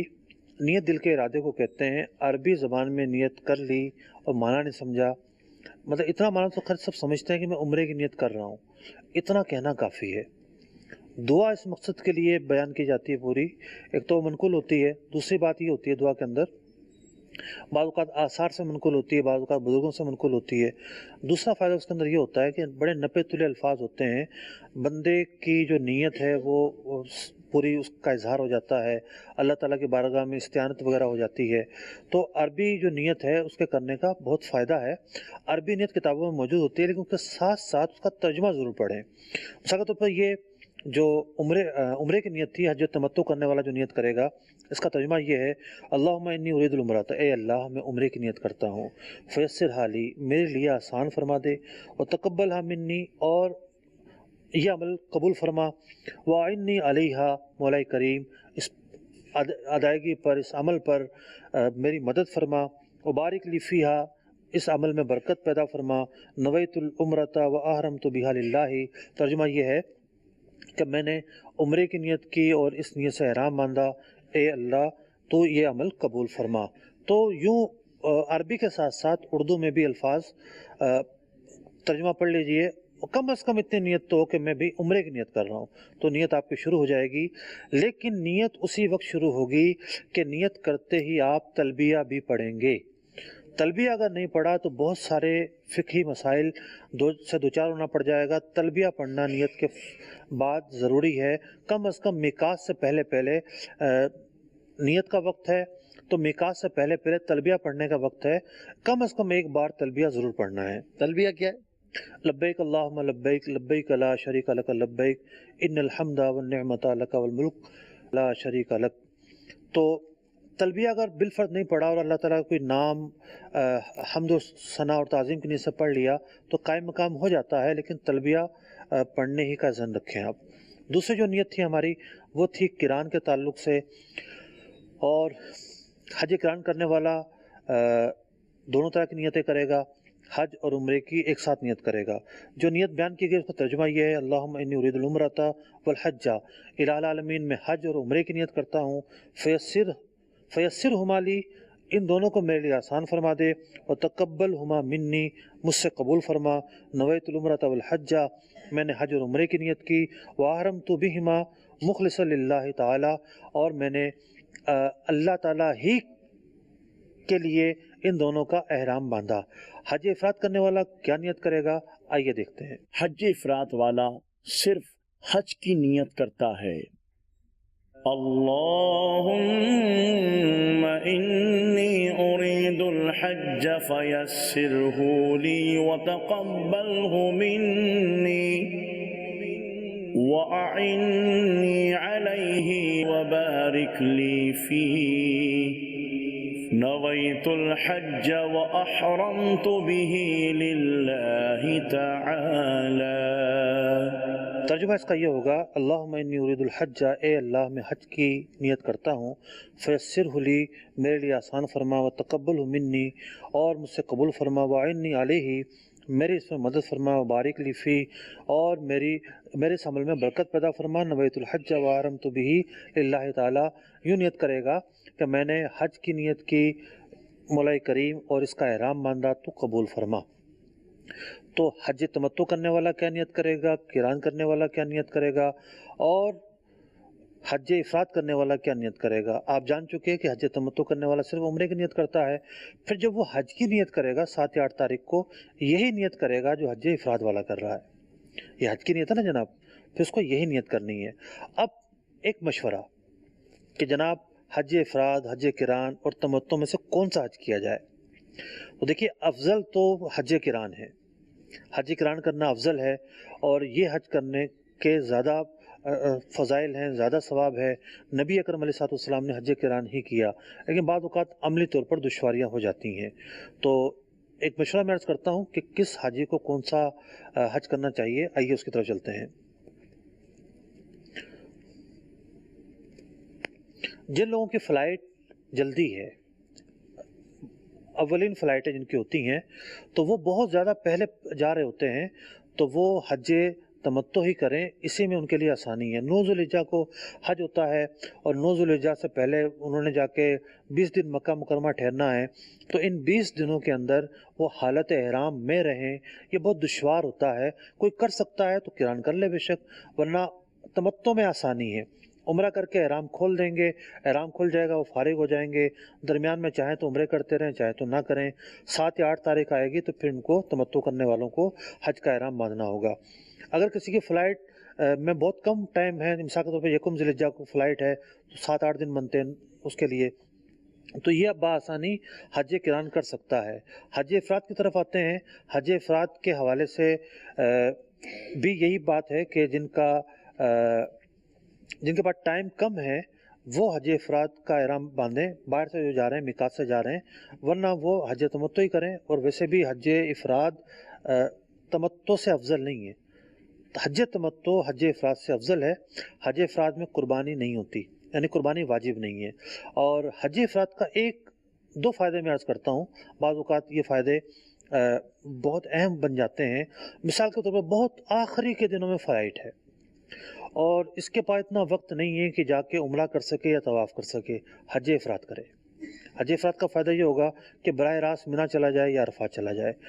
या वो ख़वातीन जो नापाकी के मसाइल से दो चार हैं, ऐसे दिन आ गए हैं कि उनके मसाइल चल रहे हैं नापाकी के हवाले से, तो और आखिरी की फ़्लाइटें हैं, और कोई किसी और हज की नियत करेंगे, तमत्तु ही करेंगी या किरान की करेंगे, तो उम्रा करना पड़ेगा। उम्रे के लिए मस्जिद में नहीं जा सकती, और हज के लिए जाना ज़रूरी हो गया, यानी तारीखें कम रह गई हैं। तो वो ख़वातीन आखिरी की तारीखों में अगर जा रही हैं तो हज इफ़राद का एहराम बांधें। उनके लिए आसानी ये होगी कि बराह रास्त ये मिना और अरफ़ात जा सकती हैं। आगे चलते हैं कि हज में हाजी पहुंच गए मक्का मुकरमा, और मक्का मुकरमा पहुंच के कौन सा हाजी क्या कर सकता है और क्या नहीं कर सकता।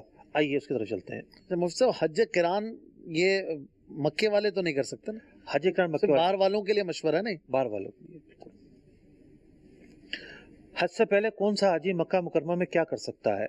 हज तमत्तु करने वाला उम्रा करेगा, एहराम खोल देगा, और उसके बाद उसकी मर्जी है, मज़ीद उम्रा करना चाहे तो कर सकता है, लेकिन हज से पहले अपनी तवानाई बचानी होती है। इतने कसरत से उम्रे ना करें कि आप थक जाएं, बीमार हो जाएं, और अरफात तक पहुंचना आपका मुश्किल हो जाए।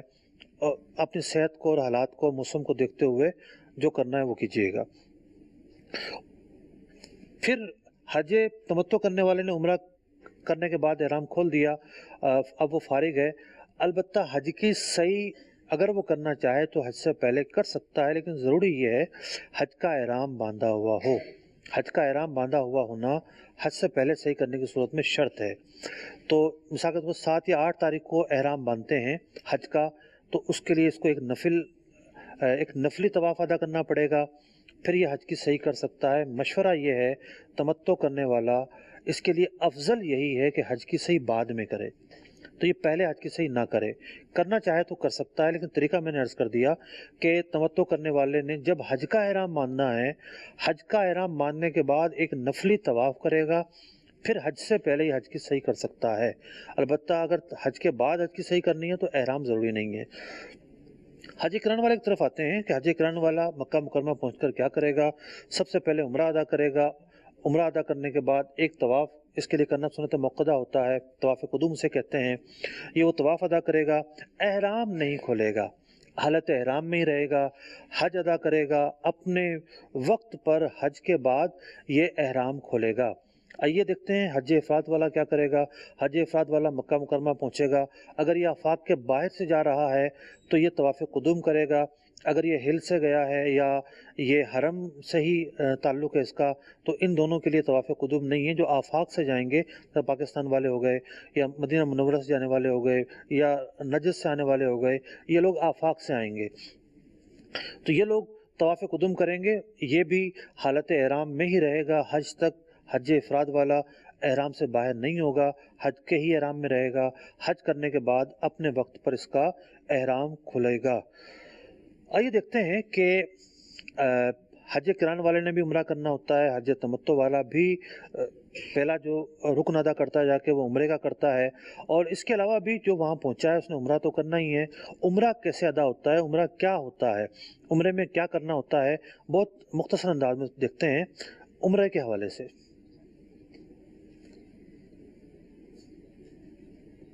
عمرہ 7 چیزوں کا نام ہے۔ سب سے پہلے خانہ کعبہ کا طواف ہوتا ہے، جب بھی طواف کا نام آئے گا تو 7 چکر مراد ہوتے ہیں۔ 7 چکر کرتے ہوئے جو عمل سامنے آتا ہے اس کا نام ہے طواف۔ عمرہ کرنے والا 7 کام کرتا ہے، 7 مرکزی کام، اس کو آپ ذہن میں بٹھا لیں۔ سب سے پہلے وہ طواف کرے گا، طواف کرنے کے بعد نماز کی 2 رکعت نفل پڑھے گا۔ ترتیب ضروری نہیں ہے، نماز وہ بعد میں اگر پڑھ لی تب بھی کوئی واجب نہیں چھوٹے گا، لیکن میں ترتیب عرض کر رہا ہوں۔ طواف کرنے کے بعد 2 رکعت پڑھنی ہے جو واجب ہے اس کے اوپر۔ اس کے بعد یہ ملتزم کے قریب جتنا جگہ ملتی ہے آ جائے، ورنہ اس کی سیدھ میں کھڑا ہو جائے۔ جہاں جگہ ملتی ہے وہاں کھڑے ہو کر ملتزم کے حوالے سے دعا کرے گا۔ ملتزم کے قریب آنے کا موقع ملتا ہے تو قریب آئے اور چمٹنے سے گریز کرے کہ خوشبو لگی ہوتی ہے، خوشبو نہیں ہے تو چمٹ جائے، بہت اچھی بات ہے۔ اس کے بعد آب زمزم کے کنویں پہ جانا ہوتا تھا، آج کل کنواں انڈر گراؤنڈ ہے۔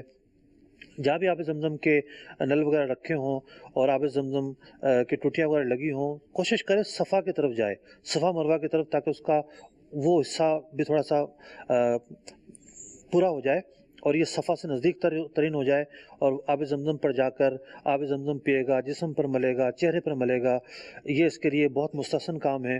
اس کے بعد یہ صفا سے شروع کرتے ہوئے صحیح کرے گا۔ صفا سے مروہ پہنچے گا، 1 چکر ہو گیا، مروہ سے صفا آیا، دوسرا چکر ہو گیا۔ ایسا نہیں ہے کہ صفا سے مروہ، مروہ سے صفا 1 چکر کہلائے، نہیں، صفا سے مروہ 1، مروہ سے صفا 1 چکر۔ صحیح سے فارغ ہونے کے بعد 2 رکعت نماز پڑھنا اس کے لیے مستحب ہے۔ اور اب رہ گیا عمرے کا آخری حصہ۔ آخری حصہ عمرہ ہو گیا جناب، اب اس کا آخری حصہ رہ گیا، وہ آخری حصہ ہے حلق یا تقصیر کرنا۔ جو حج کے جو تمتع والا گیا ہے، اس نے عمرے کا احرام باندھا ہے، وہ حلق اور تقصیر کر لے گا، لیکن جو حج کران والا ہے وہ عمرہ تو کرے گا، حلق اور تقصیر نہیں کرے گا۔ حلق اور تقصیر کر لیا تو احرام کھل جائے گا۔ کران والے کو احرام کھولنا نہیں ہے، کران والا حلق اور تقصیر نہیں کرے گا، کران والا حلق اور تقصیر چھوڑ دے گا، عمرے کے افعال ادا ہو گئے، اب وہ اسی طرح حالت احرام میں رہے گا۔ لیکن بقیہ عمرہ کرنے والے، ان کے لیے ضروری ہے کہ حلق اور تقصیر کریں جب ہی وہ احرام سے باہر آئیں گے۔ اگر انہوں نے حلق اور تقصیر نہیں کیا، لباس پہن لیا، خوشبو لگا لی، عطر لگا لیا، نہائے دھوئے، چلو بھئی، عمرے کی پابندیوں سے آزاد نہیں ہوں گے، حالت عمرہ میں ہی رہیں گے، بیویاں حلال نہیں ہوں گی، پابندیاں برقرار رہیں گی۔ عمرہ करने के बाद एहराम उसी वक्त खुलेगा जब हलक कर लिया जाए, तकसीर कर ली जाए। हलक और तकसीर क्या होता है, इसकी तफसील अपने वक्त पर अल्लाह ने चाहा तो बयान होगी। एक नज़र में देखते हैं, हमने सुना कि 7 बातें हैं जो उम्रे में की जाती हैं। आइए उसकी एक लिस्ट मुलाहिजा करते हैं कि कौन सी 7 बातें, रिवाइज कर लेते हैं। खाने काबा के चक्कर है, नमाज तवाफ़ की अदायगी है, मुल्तज़म पर आकर दुआ पढ़ना है, आब ज़मज़म पर जाना है, सफ़ा से शुरू करते हुए 60 चक्कर लगाने हैं, सही के बाद 2 रकात नफिल पढ़नी है और उसके बाद इसने हलक और तकसीर करनी है। अगर ये कारिन नहीं है तो हज कराने वाला उम्रे में हलक और तकसीर छोड़ देगा। मक्का मुकरमा पहुंच गए जनाब, हाजी जहाँ जहाँ से होते हुए मदीना मुनव्वरा से आ रहे थे, या वो हिल से ताल्लुक़ रखते थे या वो हरम से ताल्लुक़ रखते थे, किसी ना किसी तरीके से मक्का मुकरमा पहुँच गए। हज कराने वाले ने इहराम पहले से बांधा हुआ है, इफराद वाले ने पहले से बांधा हुआ है, लेकिन जो हज तमत्तो वाला था उसने एहराम बांधना है। अब मैं चल रहा हूँ अय्याम हज की जानिब। हज के जो अय्याम हैं 8, 9, 10, 11, 12, इन दिनों के अंदर कौन से काम करने हैं, 16 अहम काम। चल पहले देखते हैं अय्याम हज की मसरूफियात। लब्बैक अल्लाहुम्मा लब्बैक लब्बैक ला शरीक लक लब्बैक। अय्याम हज 8, 9, 10, 11, 12, 13 इन अय्याम में एक हाजी ने क्या करना होता है, बहुत ही अहम चीज़ है। 16 मसरूफियात अर्ज़ करता हूँ कि इन दिनों के अंदर जो ज़्यादातर अंजाम पाती हैं। सबसे पहले है एहराम बांधना। आप सुन चुके कि जो हज तमत्तो वाला है उसने एहराम खोल दिया होता है, हज का एहराम उसने बांधना होता है। 8 तारीख को एहराम बांधा जाता है, लेकिन फ़ी ज़माना जल्दी होती है, ले जाते हैं मौलम तो 7 तारीख को भी एहराम बांधना पड़ सकता है। एहराम बांधेंगे, एहराम बांध के जो है वो एहराम सबसे अफजल ये है कि मस्जिदुल हराम शरीफ में बांधें और अपने घर से भी बांध सकते हैं। मक्का मुकरमा से एहराम बांधना है। जो मक्के में मौजूद हैं, हज का एहराम वाजिब ये है कि उनको मक्का मुकरमा से बांधना है। ये एहराम शर्त है, इसके बगैर कोई चारा नहीं है। जी जनाब, आगे चलते हैं। एहराम बांधने के बाद मीना की तरफ रवानगी होगी और मीना पहुंचेंगे। मीना पहुंचने पर मीना में दूसरी मसरूफियत है, ज़ोहर की नमाज, असर की नमाज, मगरिब की नमाज, इशा की नमाज और फजर की नमाज, ये 5 नमाज़ें मीना में पढ़ना हज से पहले सुन्नत मुक्कदा है। फ़ी ज़माना होता ये है कि मीना में एक दिन पहले ले जाते हैं, चलो पहले ले गए तो ले गए, लेकिन फजर पढ़ने का मौका नहीं मिलता मीना में। रात को ही अरफात रवानगी हो जाती है, तो ये एक मजबूरी है, इसमें बंदा अलग से हट नहीं सकता, बहुत मुश्किलात पैदा हो जाएंगी। तो मीना का क़याम दूसरी मसरूफियत है। जो तीसरी मसरूफियत होगी वो सबसे बड़ी मसरूफियत होगी। हज के 2 फ़र्ज़ हैं, एक फ़र्ज़ है वक़ूफ़ अरफ़ा और दूसरा फ़र्ज़ है तवाफ़ ज़ियारत। तो तवाफ़ ज़ियारत तो बाद में होगा, सबसे पहला फ़र्ज़ है वक़ूफ़ अरफ़ा। 9 ज़िलहिज्जा को तीसरी मसरूफियत इनकी ये होगी कि 9 ज़िलहिज्जा को इन्हें वक़ूफ़ अरफ़ा करना होगा। जैसे ही ज़ोहर का वक्त शुरू होगा, वक़ूफ़ अरफ़ा का वक्त शुरू हो जाएगा और अगले दिन की फ़जर का वक्त शुरू होने से पहले तक वक़ूफ़ का वक्त बाकी रहेगा। कोई भी हाजी उस वक्त में अगर मैदान अरफात में हज के एहराम के साथ पहुंच जाता है, उसका हज अदा हो जाएगा। लेकिन दिन में वक़ूफ़ करना ये एक जुदा गाना वाजिब है। तो दिन में इसलिए वक़ूफ़ किया जाता है, हाजी पहुंच जाते हैं दिन में ही। जैसे ज़ोहर का वक्त शुरू होता है, वक़ूफ़ का वक्त शुरू हो जाता है और वक़ूफ़ अरफ़ा के अंदर दुआएं हैं, इल्तिजाएं हैं और बंदा फिर मगरिब तक इस वक़ूफ़ को जारी रहता है। रात का कुछ हिस्सा आ जाना ज़रूरी होता है। अब मगरिब हो गई अरफात के अंदर, मगरिब अरफात में हो गई और मतलब रात का कुछ हिस्सा आना ज़रूरी है। अब मगरिब नहीं पढ़नी। अब चौथी मसरूफियत ये है, मगरिब नहीं पढ़नी, मगरिब पढ़नी है इशा के वक्त में मुज़दलिफ़ा में जाके। ये बिल्कुल डिफरेंट एक चेंज है, इसको मद्देनज़र रखना ज़रूरी है कि आज के दिन की जो मगरिब है ये मुज़दलिफ़ा में जाके इशा के वक्त में पढ़नी है। हाजी अब यहाँ से कूच करेंगे, मगरिब नहीं पढ़ेंगे, मुज़दलिफ़ा पहुँचेंगे। जब भी पहुँचें वो कोई जल्दी पहुँच जाएगा, कोई देर से पहुँच जाएगा। हो सकता है कोई 11 बजे पहुँचे रात के, हो सकता है कोई 3 बजे पहुँचे। तो बड़ी ही तवील कतारें होंगी बसों की। जब मुज़दलिफ़ा पहुँचेंगे तो वहाँ पहुँचने पर मगरिब की नमाज़ पढ़ेंगे पहले और फिर इशा की नमाज़ पढ़ेंगे। यह है चौथी मसरूफियत। जो 5वीं मसरूफियत है वो है सुन्नत मुक्कदा के मुज़दलिफ़ा में जितना भी मौका मिलता है क़याम करें। मुज़दलिफ़ा का क़याम सुन्नत मुक्कदा है। छठी जो मसरूफियत है वकूफ़ मुज़दलफ़ा। मुज़दलफ़ा का जो वकूफ़ का वक्त है, जैसे ही फजर का वक्त शुरू होगा वकूफ़ का वक्त शुरू हो जाएगा, और फजर का वक्त शुरू होने के बाद से जो सूरज निकलने से पहले तक वकूफ़ का वक्त बाकी रहेगा। एक लम्हा भी कोई इस वक्त में मुज़दलफ़ा में पाया गया, उसका वकूफ़ सही हो गया, दुरुस्त हो गया।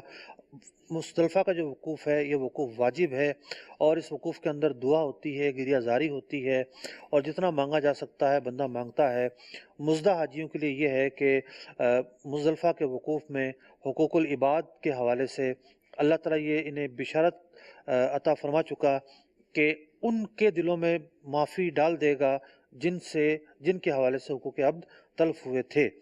सातवीं मुसफ़्फ़ी की तरफ चलते हैं। 10वां दिन शुरू हो चुका है। अब ये लोग पहुँचेंगे रमी जमरात की तरफ, और आज के दिन जो बड़ा जो जमरा है उसकी रमी करनी है। सिर्फ एक जमरे की रमी करनी है, और ये रमी करना वाजिब है। 10वीं तारीख है और ये 7वीं मसरूफियत है। 7वीं मसरूफियत इनकी ये ठहरी कि आज के दिन इनको रमी करनी है जमरे की, बड़े जमरे की, सिर्फ एक ही जमरे की रमी करनी है। 8वीं मसरूफियत ये है कि अब इन्हें 12 तक मीना में ही क़याम करना है, और ये क़याम करना बिलखुसूस रातों में सुन्नत मुक़द्दा है। मीना की रातों में, यानी अब जो अगली रात आ रही है और उसके बाद जो अगली रात आएगी, ये 2 रातें मज़ीद मीना में क़याम करना इनके लिए सुन्नत मुक़द्दा होगा। 9वीं मुसफ़्फ़ियत की तरफ चलते हैं कि 10वां दिन बाकी था, इन्होंने रमी कर ली। रमी करने के बाद अब ये कुर्बानी करेंगे। कुर्बानी का जो वक्त है, कुर्बानी करना वाजिब है तमत्तो करने वाले के लिए और हज क़िरान करने वाले के लिए। हज इफ़राद करने वाले पर कुर्बानी करना वाजिब नहीं है। और ये जो कुर्बानी है ये 12 के ग्रुप से पहले तक अदा करेंगे तो वाजिब अदा हो जाएगा। पहले जो है वो रमी हुई, फिर कुर्बानी हुई, और कुर्बानी के बाद ये एहराम खोल सकते हैं, उससे पहले एहराम नहीं खोल सकते। और ये तरतीब भी वाजिब है कि पहले रमी करेंगे, फिर ये कुर्बानी करेंगे, फिर जाके एहराम खोलेंगे। जो बात हुई थी पहले कि हज का एहराम अपने मौके पर खोलना है, वो ये मौका है। रमी कर ली, कुर्बानी कर ली, अब एहराम खोलेंगे। उसके बाद इनकी शुरू होती है 10वीं मसरूफियत, हलक और तकसीर के बाद एहराम खोलना। कुर्बानी के बाद हलक होगी, तकसीर होगा, फिर एहराम खुलेगा। हलक और तकसीर एहराम से निकलने के लिए शर्त है, और इस मौके पर यह अमल करने के लिए वाजिब है।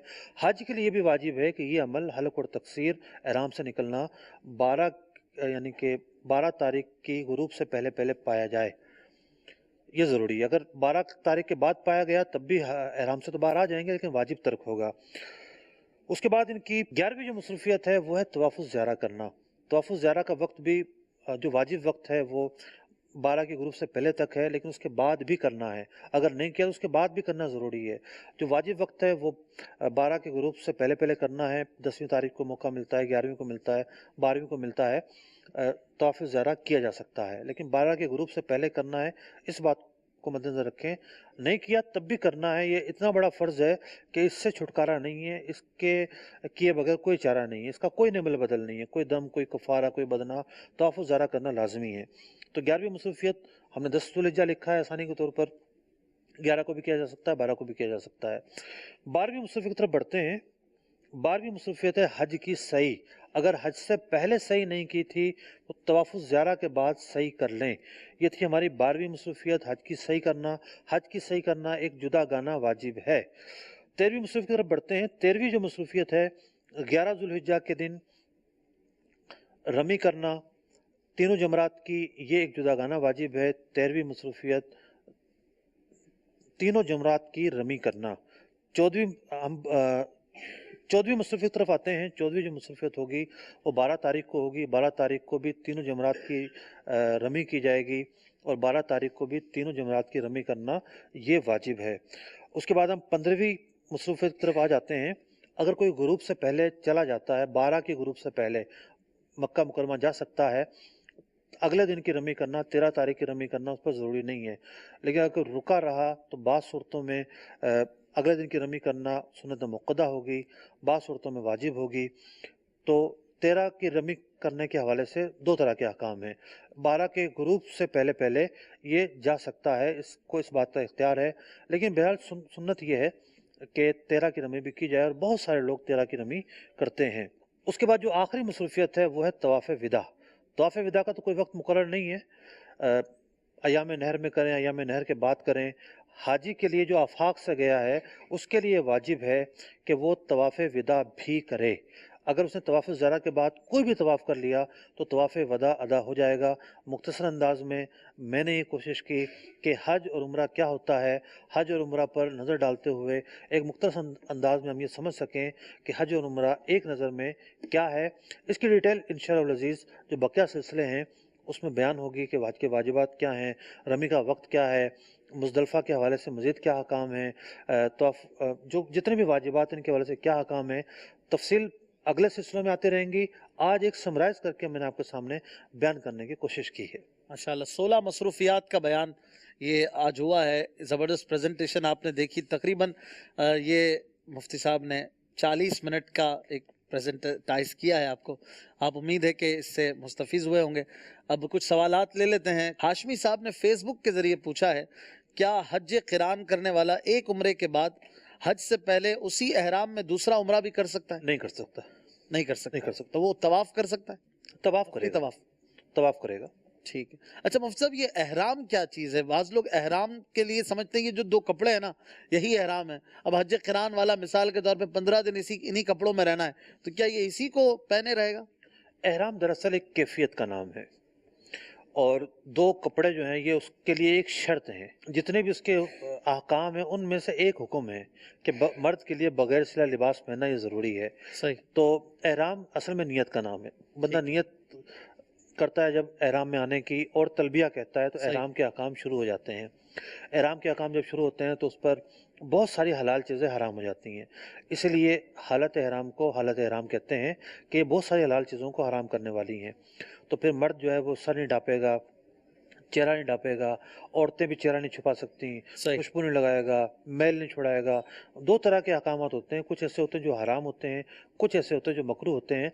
आइंदा सिलसिलों में हमारी एक पूरी प्रेजेंटेशन एहराम के हवाले से होगी इंशाअल्लाह। ये तो है, लेकिन ये एहराम जो है ये सिर्फ कपड़े का जो नाम है, कपड़े का नाम नहीं। बाज़ औक़ात लोग कंफ्यूज हो जाते हैं, ये वो हमारा एहराम जो है ना उसकी चादर नापाक हो गई है, तो क्या हम तब्दील कर सकते हैं? वो समझते हैं कि अगर ये चादर उतारे तो एहराम खुल जाएगा। ऐसा आपने कई दफा ये जुमला बोला ना, एहराम खोल देगा, तो ये खोलना तो वो तो मैं सोच रहा था कि किसी को जहन में ना आए यार इस्तिंजा कैसे करूंगा, उसमें भी तो खोलना होगा। चादर तो खुलेगी लेकिन एहराम एक कैफियत का नाम है। चादर खुलने से एहराम नहीं खुल जाता। एहराम नहीं खुल जाता। सही है। जब तक आपको ऐसा अमल ना करें जिससे एहराम जो है वो खुल जाए, वो अमल है हलक और तकसीर। ठीक है, उसके जरिए एहराम खुलता है। और बाद ऐसी गलतियां हैं जिससे एहराम जो है वो फासिद हो जाता है, वो भी इंशाअल्लाह हम सुनेंगे। कुछ कॉल्स की तरफ चलते हैं, फिर हम अपने आखिरी सेगमेंट की तरफ चलेंगे जिसका नाम है हज की इस्तिलाहात। कुछ सवालिया अंदाज में हम करेंगे, फिर आपसे इजाजत चाहेंगे, कुछ सवालात शामिल करते हैं। मैं अरब शरीफ से बात कर रहा हूँ। मेरा नाम उज़ैर अत्तारी है। मैंने पिछली बार मुफ्ती अली असगर साहब का प्रोग्राम देखकर हज किया था, जो कि बहुत ही इंफॉर्मेटिव था और मुझे बहुत हेल्प हुई। इसके लिए मैं शुक्रिया अदा करना चाहूँगा। और ये बार भी जो सिलसिला है वो मज़ीद बेहतर तरीके से है, माशाल्लाह बहुत अच्छा है। और मुझे एक सवाल ये पूछना था कि यहाँ से अरब शरीफ से यहाँ पे 5 साल में एक बार करने की परमिशन है, तो अगर जो लोग हर साल दूसरे साल बिना तस्री के एक लीगल डॉक्यूमेंट बनता है उसके बगैर जाते हैं हज पे, तो उनके लिए क्या हुक्म है? क्या इजाजत है या क्योंकि ऐसा तो नहीं कि ये हम हुकूमत का कानून तोड़ते हैं, तो इसमें कोई मसला तो नहीं, तो इसके बारे में शरह रहना चाहिए। सवाल किया इन्होंने, बगैर तस्रीह के जा सकते हैं? देखिए, बगैर तस्रीह यानी हुकूमत का इजाज़तनामा शामिल ना हो तो वहाँ हज नहीं करने दिया जाता। और इजाज़तनामा जब होता है तो उसकी फ़ीस होती है, फ़ीस अदा होती है और उसकी शराइत होती हैं, जो जैसा कि उन्होंने बयान किया कि 5 सालों में जिन्होंने किया उसको गवर्नमेंट इजाज़त नहीं देती। देखिए, ये सब नज़्म के लिए होता है। अगर सारे लाखों लाख लोग वहाँ आ जाएँ तो जो लोग प्रॉपर तरीके से गए उनकी हालत तो ख़राब हो जाएगी। तो ये हिसाब किताब सामने रखना पड़ता है, कितने लोग यहाँ होने चाहिए, कितने नहीं। उसी हिसाब से इंतज़ामात, उसी हिसाब से ट्रांसपोर्टेशन, नक़्ल व हमल सब चीज़ें होती हैं। तो ये जो कानून है, ये कानून ठीक है, ये कानून गलत नहीं है। लेकिन बात ये है कि अगर तस्रीह नहीं लेंगे तो फिर पकड़ दकड़ होती है, भाग दौड़ होती है, लोग गिरफ्त में आते हैं, जेलों में जाते हैं, सज़ाएँ होती हैं। तो इसलिए अगर तस्रीह नहीं है तो फिर ऐसे हाजी का जाना दुरुस्त नहीं है। जो फ़र्ज़ हज अदा कर चुका हो उसको बिल्कुल भी नहीं जाना चाहिए और ये कानून तोड़ना होगा। और कानून जो तोड़ना है, शरीयत इसकी इजाज़त नहीं देती। जायज़ जो कानून है उसका ना तोड़ना वाजिब है। ठीक है। हाशमी साहब फेसबुक के जरिए एक सवाल कर रहे हैं, क्या तवाफ़ वदा के बाद हरम शरीफ में आकर अगर वक्त वगैरह हो, सफ़र अभी फ़ौरन ना हो, तो दूसरी इबादत कर सकता है? जबकि तवाफ़ वदा कर चुका है, अब क्या लाजिम है कि बस अब निकल जाए? तवाफ़ वदा असल में एक वाजिब के तौर पर बयान किया गया है कि ये भी अदा करना है, इसको छोड़ना नहीं है। ठीक है, किसी ने अगर अदा कर दिया तो अब उसका निकलना ज़रूरी नहीं है। ठीक है, चाहे 10 दिन पड़े हों। 10 दिन पड़े हों। हाँ, इतना ज़रूर है, इमाम आज़म अलैहिर्रहमा से इस तरह की रिवायत है कि बेहतर ये है कि आखिरी जाते जाते भी एक तवाफ़ और कर जाएं, ताकि उसका जो आखिरी अमल है मक्के में वो तवाफ़ पर ख़त्म हो। सही। एक साहब पूछ रहे हैं, मोहम्मद जमान करके गालिबन, ये पूछ रहे हैं कि क्या ये जो आपने मामलात बताए, ये सारी मसरूफियात वगैरह बताई, पहले ये करना है, फिर ये मिना, फिर अरफात, फिर रमी वगैरह, हलक वगैरह, तो इसमें तरतीब लाजमी है? यानी एक के बाद दूसरा जो आपने बताया कंटिन्यूसली वही करना है, या तरतीब के अलावा मतलब अपने हिसाब से भी जब दिल चाहे जो चाहे कर लें? देखिए, बहुत सारे अमाल में तरतीब ज़रूरी है। अच्छा, हज के मसाइल के अंदर दिक्कत और पेचीदगी यही है, बंदा समझ जाए ना कि भाई ये अमल इस दिन करना है, अच्छा, तो उसी दिन वो होगा। मिसाल के तौर पर वकूफ़ अरफा, हज 1 तारीख को होता है, उसी दिन करना है, उसका कोई निमल बदल है ही नहीं। 8 को नहीं हो सकता, 10 को नहीं हो सकता। अच्छा, रमी के 3 दिन मुकर्रर हैं, 10 को भी रमी करनी है, 11 को भी करनी है, 12 को भी करनी है, ये नहीं हो सकता कोई 12 को तीनों कर दे, तो वाजिब तो उससे छूट गया। सही। बाज़ अमाल में रुख्सत मौजूद है, जैसा कि तवाफ़ ज़ियारत है, ये अय्याम नहर तक किसी वक्त भी कर सकते हैं। इसी तरीके से हज की सही है, इसका कोई वक्त नहीं है, जब भी कर ली अदाई कहलाएगी। इसी तरीके से ये होता है कि कुछ अमाल ऐसे हैं उनका एक वजूबी वक्त तो है, इसके अंदर करना है, लेकिन वो बाद में भी अदा किए जाएंगे। अगर अदा नहीं किए जाएंगे तो वो जो अमल है वो साकित नहीं होगा। तो यूँ हर अमल में जुदागाना तफसील है। ठीक है, तो हम ये डिटेल वाइज अगले सिलसिलों में इंशाल्लाह बताएंगे ना। बिल्कुल। कौन किस में तरतीब लाजमी है और किस में ऑप्शनल है? आमतौर पर जो मशहूर सवाल होता है तरतीब के हवाले से, वो ये सवाल होता है कि पहले रमी करना, फिर कुर्बानी करना, फिर अलग करना, इसमें तरतीब वाजिब है या नहीं? तो उलमाए अहनाफ का मुफ्ता भी कौल यही है कि इसमें तरतीब वाजिब है। ठीक है, पहले रमी होगी, होता ये है कि रमी कर कर आ गए, सही, अब एहराम खोलने की जल्दी है और कुर्बानी में ताखीर है, सही। अब हाजी परेशान हो रहे हैं, अपने टूर ऑपरेटरों को तंग कर रहे हैं कि क्या तुमने इंतजामात किए हैं, अभी तो कुर्बानी नहीं हुई। इतने रश के अंदर अपने वक्त पर सही कुर्बानी का होना बहुत मुश्किल काम है। और सही की कैद मैंने इसलिए लगाई इशफाक भाई कि जितनी बददियानती कुर्बानी के नाम पे बाज लोग करते हैं वहाँ पर, शायद ही किसी नाम पे करते हो। अच्छा, फोन करते हैं, हाँ भाई टूर ऑपरेटर तुम्हारी कुर्बानी हो गई है, और वो 10 बकरे 50 लोगों को बेच चुके होते हैं, ऐसा भी होता है। अच्छा, तो जहाँ लेट हो रहा होता है वहाँ बाजू का टूर ऑपरेटर की मेहनत होती है। जी बिल्कुल, खुद भी कर रहे होते हैं। वो जाता है, बंदों को भेजता है, ट्रांसपोर्टेशन नहीं होती, मीलों मील तक गाड़ियाँ नहीं मिल रही होती, पैदल चलना पड़ता है, शाम भी हो जाती है, बाज़ औक़ात रात भी हो जाती है। ऐसा भी हुआ है कि बाज़ औक़ात ये सुनने को मिला कि अगले दिन कुर्बानियाँ हुई हैं। तो जब तक कुर्बानी नहीं होगी हालत एहराम में रहना है। सही। अब लोग परेशान है, एहराम ख़त्म करना है, हमने एहराम ख़त्म करना है, अब ये परेशान है, तो भाई इस परेशानी को क्यों अपने ऊपर तारी किया हुआ है? मीना में रहे आराम से, जब 2-3 दिन आराम मांदा, एक दिन और सही, कुछ घंटे और सही। सही। अब जब कुर्बानी हो जाएगी फिर हलक या तकसीर होगा, तो ये तरतीब वाजिब। और अगर किसी ने पहले ही हलक करवा लिया हो तो तरतीब ये वाजिब थी, वाजिब का तर्क पाया जाएगा तो दम होगा, दम लाजिम आएगा। ठीक है। इमरान चिश्ती साहब पूछ रहे हैं कि आई एम गोइंग ऑन हज this year with my parents, my father paid all expenses, my age is 26, this will be farz or nafil hajj for me? He have to intention for फर्ज हज। लाजमी ये है कि फर्ज हज की नियत करें, ठीक है, या मुतलक हज की नियत कर लें, सही, कि मैं हज करने जा रहा हूँ, नफिल की नियत ना करें। सही। अगर इन्होंने नफल की नियत की तो फिर ये नफल रहेगा। जी ठीक है। तो आइए कुछ कॉल्स की तरफ बढ़ते हैं।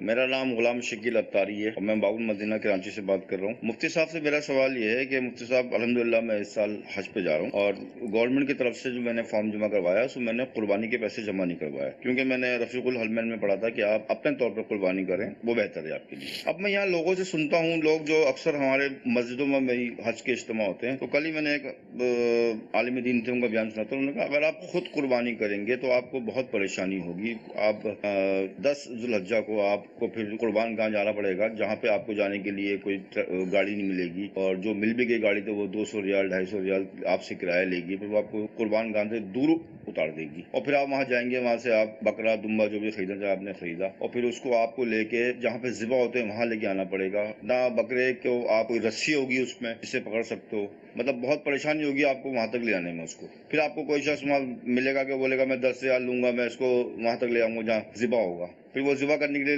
बोलेगा ये मैं आपको छुरी दे रहा हूँ, छुरी के मैं 10 रियाल लूंगा। तो ये सुन के तो मैं टेंशन में आ गया हूँ कि मैं किस तरह से कुर्बानी करूंगा अपनी में।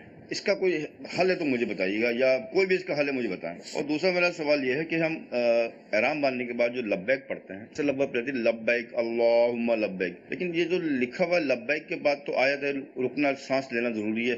अगर आप सांस नहीं लेते तो आप लब्बैक का पढ़ेंगे, लेकिन अक्सर मैंने देखा कि टीवी पे भी मदनी भी लब्बैक अल्लाहुम्मा लब्बैक इस तरह से पढ़ा जाता है। इसका सही तरीका बता दें।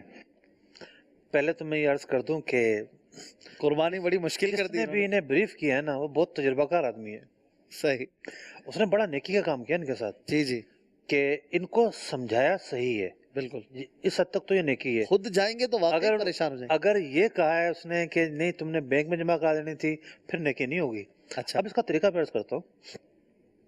एक तो ये है कि कुर्बान गाहें मौजूद हैं, मीना के अंदर भी कुर्बान गाह सरकारी मौजूद है, वहाँ बासानी खुद जाया जा सकता है। एक मरतबा अब्दुल हबीब भाई और कुछ काफिले के रुफ़का गए थे वहाँ पे, और वहाँ जाके अपने हाथ से अगर आप कहेंगे ज़बह करने का कर देंगे। तो ये जो मीना वाले, एक वहाँ मुश्किल है सिर्फ कि वहाँ ये होता है कि हर आदमी जो है वो चौधरी बनकर आ जाता है, हादा कामिल ये नारे बुलंद हो रहे होते हैं। वो 6 महीने के बकरे के बच्चे को भी कामिल कह रहे होते हैं। तो इस बात की एहतियात करनी है कि ये देखना है कि उम्र 1 साल होनी चाहिए। दुम्बे के अंदर ये गुंजाइश है कि फरबा नज़र आता है, साल भर का मालूम होता है, तो 6 माह का भी चल जाएगा, लेकिन बकरी में ये नहीं है। सही, ऊँट में कर ले, सबसे आसान है, ठीक है। तो मीना में भी कुर्बान गाह मौजूद है, बंदा खुद जा सकता है। मैं मिसाल भी मैंने अर्ज़ की कि पहले से मालूमात होंगी तो की जा सकती है।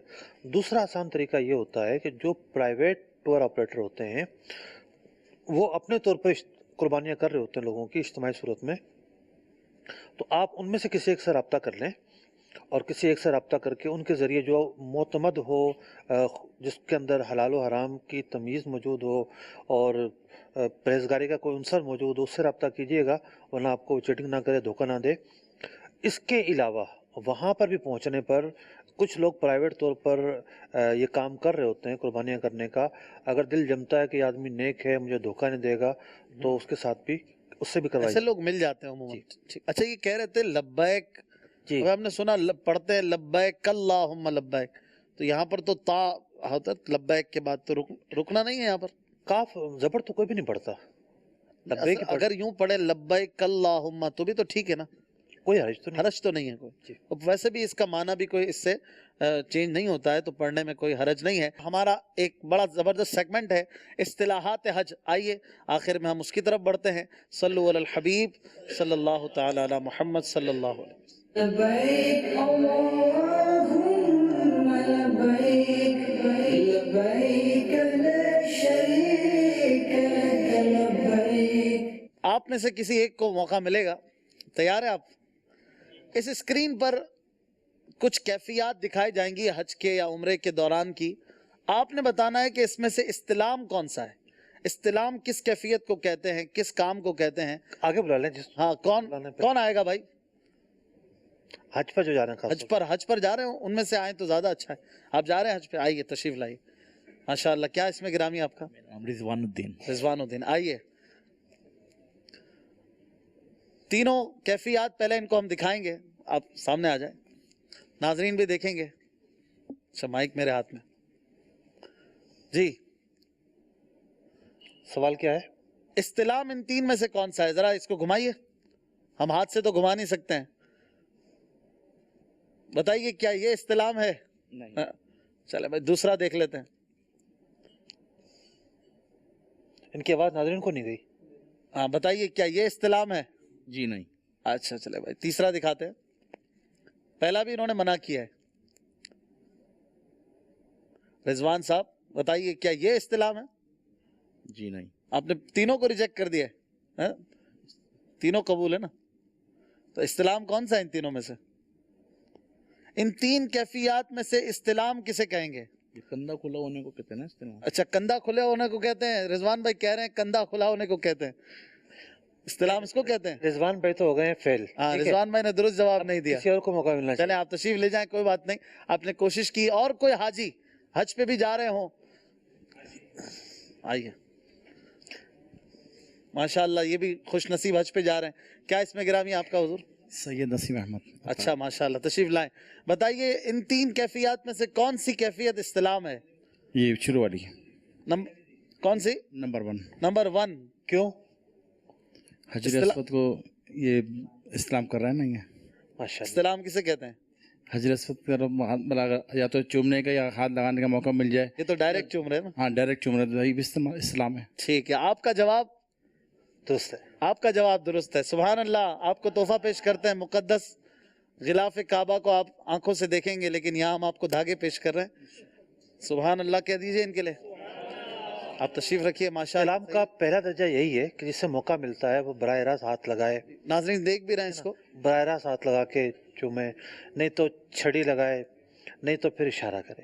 ٹھیک ہے, پہلا مرحلہ یہی ہے. یہ ہے استلام, اور یہ ہر طواف میں 8 بار کرنے کا موقع ملے گا. ٹھیک ہے. اور یہ جو دوسری 2 پکچرز تھیں ان کے بارے میں بھی کچھ بتائیں گے, یہ کیا تھا؟ دوسرا عمل تو نہیں تھا, پکچر تھی. ہاں عمل نہیں ہے, یہ عمل نہیں تھا, پکچر تھی. ایک غالباً مولد شریف کی ہے. مولد شریف کی ہے, اور تیسری جو پکچر ہے وہ جبل رحمت کی ہے. اللہ پاک صلی اللہ علیہ وسلم نے بڑی کیجیے گا جبل رحمت والی تصویر. سرکار دو عالم صلی اللہ علیہ وسلم نے جبل رحمت کے قریب ہی کھڑے ہو کر حج کا خطبہ ارشاد فرمایا تھا, اور حضرت سیدنا آدم علیہ نبینا علیہ السلام, حضرت حوا رضی اللہ تعالیٰ عنہ کی جو توبہ ہے وہ یہیں قبول ہوئی تھی. بڑا مبارک مقام ہے, اور یہ عرفات کے میدان میں. ٹھیک ہے. اور یہ جو بیچ میں پکچر ہے یہ وہ جگہ ہے جہاں پر پیارے آقا صلی اللہ علیہ وآلہ وسلم کی ولادت ہونا بتایا جاتا ہے, مولد شریف. بالکل. یہ جگہ بھی اللہ پاک عاشقان رسول کو ہم سب کو دیکھنا نصیب فرمائے. اپنے مفید مشوروں سے, فیڈ بیک سے بھی نوازتے رہیے گا. مفتی علی اصغر صاحب کے ساتھ میں حاضر تھا آپ کا میزبان محمد اشفاق اتاری. صلو علی الحبیب صلی اللہ تعالی علی محمد صلی اللہ تعالی علیہ وسلم. شرف دے حج کا مجھے میرے کبریا یا رب, شرف دے حج کا مجھے میرے کبریا یا رب, روانہ سوئے مدینہ ہو قافلہ